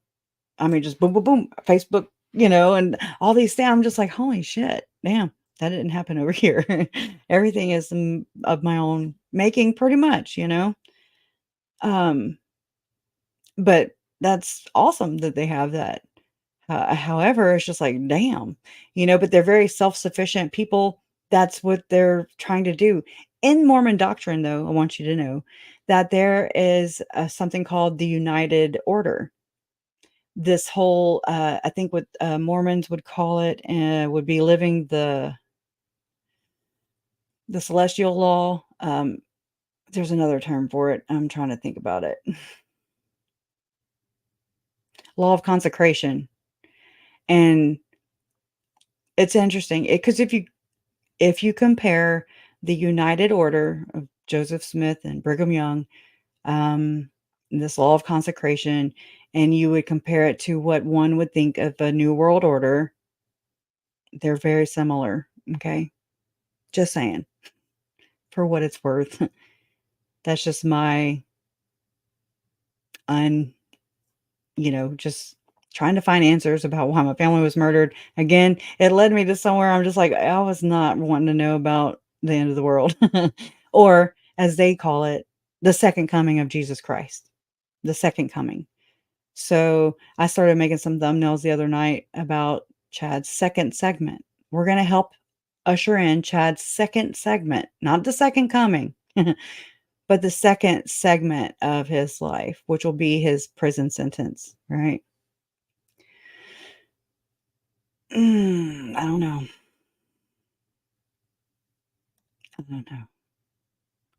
Chad's core beliefs stem from the Book of Mormon, these DNC's Book of Revelation, or the Acts of Joseph Smith, and or based upon the secret or sacred teachings within the fundamental truths of Mormon culture. Thank you for that. Yeah, this whole like the school for the prophets, kind of like what the Lafferty brothers did. It's the older doctrine, is all it is, right? Thank you. I'm so glad I found a mutual nerd, a mutual Mormon nerd, and I'm not Mormon. She's not Mormon, but here we are, just like trying to understand the belief system without all the denial, or without someone saying, well, no, we don't practice that. I mean, because there's a lot of that. The church doesn't come out and draw a line and say, we are here and this is where they're at. They don't do that. Instead, obviously, they use people like Patrick Mason and Christopher Blythe to speak as experts, and they're on the payroll the whole time. Jason Mao's on the payroll too. Just know that. He's a seminary teacher, so he's teaching the young, right? That don't scare people. I don't know what will. I'm sick of apologists too, across the board, just across the damn board. You got just all the people that it's so confusing to somebody who, like myself, who was going into this. And I mean, I just believe people have no reason to lie. And I don't think that they're doing it on purpose. And then maybe in their experience, they do not teach these things. They don't learn these things. But in this case, you do. And so to get to the bottom of it, because that's what this is. I just want to get to the source. And source, once we get to source of the problem, the root cause, then and only then can we, well, first, what a part of that process, a major part of the process is for source to acknowledge. I don't think we're going to get that. So it's like having a narcissistic parent, father. And this, I would say the church is very patriarchal, right? So to get them to admit that what they're doing with their teaching, either directly or indirectly, whether they say, well, we don't use those teachings anymore. Okay. Well, they're still there though. You still do the continuing revelation. That's still there. All these problematic, quote unquote, offshoot causing beliefs and practices are still there. I don't know how one goes about remedying that. I don't know. I wish I had the answers, but I don't. But the fact that it keeps causing people to die, people to go to prison for the rest of their lives, while the whole time the church has the privilege to distance and sever ties by way of excommunication, disfellowship, whatever the term may be right now, because they change. They have this privilege, this opportunity to sever ties and just say, no, no, no, that's not what we practice. They're weird. We're not. To me, that's very double speakish. And I don't think that all Mormons are bad. So it's just hard to constantly remind people of that. Because I mean, it's so much to have to, it's like a disclaimer. I feel like a big walking, talking disclaimer. And I spend more of my time trying to just tell people I'm not blanketing the whole religion. I know that there are good Mormons. I mean, there's people who are in the Mormon church and or out of it who are Mormons who really have come to some of the same conclusions as myself, or they're not worried about protecting a billion-dollar corporation, a multi-billion-dollar corporation. They're more worried about the people side of it. My hat's off to those people, who are able to put that aside and not go full on defense mode. And I guess it was Tylee and JJ's fault in that case, because that's what it feels like when people are like, well, they're just weird. They went on their own offshoot. They started their own, invisible church. And so, okay, so what you're saying, but not saying, is that it's Tylee and JJ's fault, right? And it's Charles and Tammy's fault, right? Okay. Loud and clear. So I know, no, but practice it steadily. Practice it steadily. Anyways, I mean, I remember watching, she's just one of the many. Oh my gosh, what's her name? Oh my gosh. She's one Lexi. I forget the rest of it though. She's a former Mormon, and she talks about like around Halloween time, she did like a few little videos about temple ritual, like the what they're saying in the temples and the things that they're doing, how they're practicing, right? And she's saying how if you say it like this, it sounds like a damn witch. It sounds like witchcraft. Okay. I'm just saying. Exmolex is her name. Yeah. Exmolex. And I'm just like, wow. But when we're born and raised into these things, I mean, it's just normal. And then they're taught that everyone that is not a Mormon Latter-day Saint, you know, that we're all being misled because we were not raised up in the one true church. Okay. So that's this whole persecution thing comes into play. I mean, right out the gate, they're pretty much taught that everybody, if you're not for us, you're against this type of deal, and that it's their job to go in and be missionaries into the world, right, and preach the gospel, and to get people to join the church because it's the one true church, and everybody who's not inside of that bubble, inside of that church, um, we're Gentiles, okay? And so, I mean, it's problematic, just that aspect right there. I'm just like, what, Um, no, you're just told that they tell you that it's the one true church. That doesn't mean that it is. Okay. I mean, I can write something down and just be like, okay, I'm president. You have to believe I'm president. You must treat me like I'm president. And that's without me being respectful of your feelings and how you feel and your point of view, but you respect me. I'm not going to respect you, but you respect me. Mm-mm. I didn't know that either. I don't belong to the Catholic Church either, though. Correct. Thank you for keeping up with me. Glad to have you back. Oh, I guess, speaking of apologists, right? Anyways, I know I'd rather be a dark 5 any day. Amen. Yeah.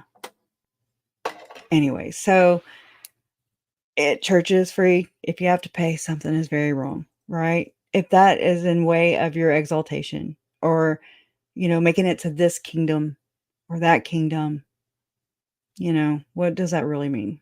It just doesn't.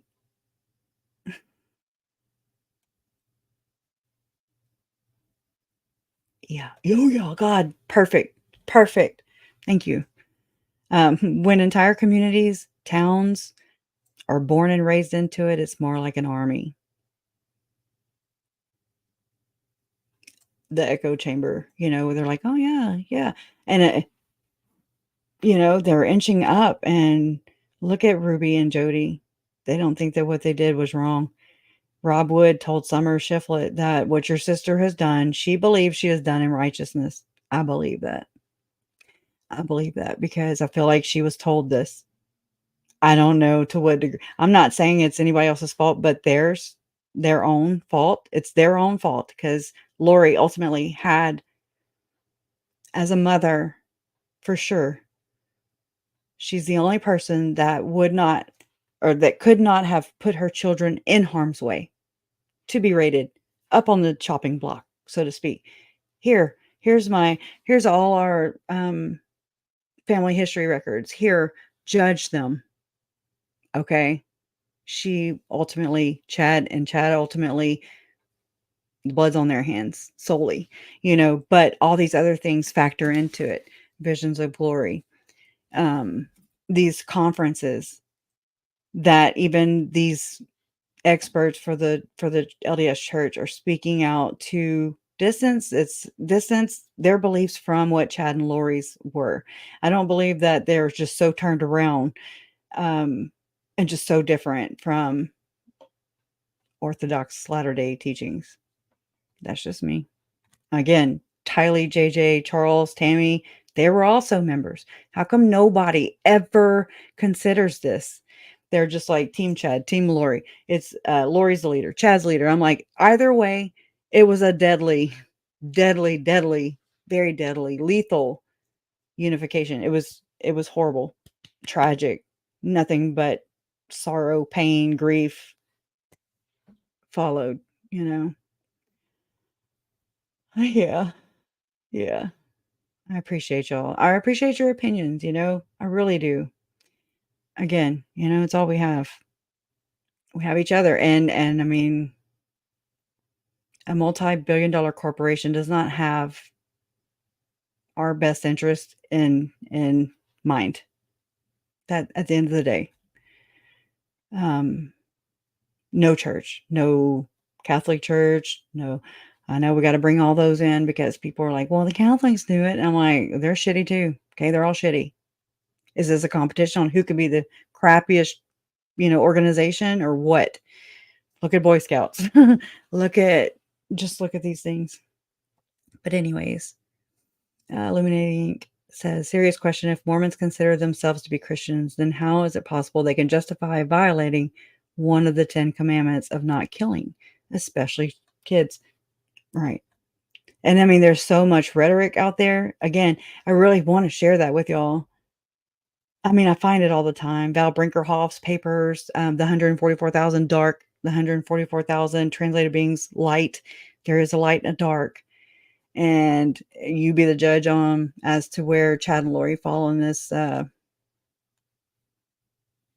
know, belief system, but dark arts, right? So anyways, at the end of the day, Tylee, JJ, Charles, Tammy, Joe, they will never breathe ever again. We can never call them on the phone. We can never see their smiling faces. They can never, never again. They can't have, you know, Tylee and JJ would have gone on to have children, and that would be, you know, Charles' grandchildren. I look at Riley that time I went up to Rexburg whenever Lori became, or no, I'm sorry, January 2021, whenever Mark Means and John Pryor were trying to disqualify prosecutor Rob Wood. And that's whenever Colby and Kelsey and Riley lived up there in Rexburg. And I didn't know that till the very last day I was there. And so Mom was like, oh my God, we got to go visit them. I forgot. And I was like, what? They live here? What? And so we went to visit, and I sat on the floor and I played with Riley. That's Lori's granddaughter, right? Charles considered her a granddaughter too. That's Tylee's niece. Tylee was an aunt, just like I'm an aunt of JJ. And I remember so clearly, like, I was just listening to her, and she was just how regular little, I think she was 3-year-olds are just like, oh, no, no, you know, she's just jibber jabbering, and I'm just listening to her, and I'm just like, how can Lori do this? You know, like how I'm looking at this little girl and I see so much of Tylee. She looks like Tylee. She looks like Lori, you know, in there too. And I'm just like, how do you forfeit these things? How do you forfeit your children and your husbands, your wife, your spouse? Like how do we get here? You know, how do we get here? You know, visions of glory on the nightstand. I think it's just a slow but slippery slope. And you know, these are text communications between Lori and Zalema. Reading visions of glory is better than church. Okay. It's so hard. I'm sorry, right here, number 404, second from the top. It's so hard. I called you because I'm standing in the mountain. That's inside the temple, by the way, where we did the ordinance. I had you put the healing love and light into her. I cried. It was touching. So much better than church. Okay. I mean, if you don't know what mountains are, again, I've never been in a temple, but they have, just like I've explained, I've been to Disney World before where they have the Epcot Center, and it's the big ball back in the day. This is over 20 years ago. And I went and you go on this ride and you just go, I guess, in circles, and you just kind of go through the different decades and how they evolve, you know, the 20s, the 30s, the 40s, the 50s, so on and so forth. And that's exactly how I imagine the temple to be, how they talk about the different levels, and the celestial is the bottom. It's the worldly. It's the here and now. Terrestrial is the next plane up. And so there's also there's got to be that room because, terrestrial church, terrestrial room, celestial room. Okay. Then they have the ceiling room and all these rooms. And so that's kind of like what I liken that to. And then I was listening to John Dehlin interview, I think her name is Celeste, Cults to Consciousness. And I just, in the crossfire, I'm just listening, it's playing in the background and I'm doing whatever.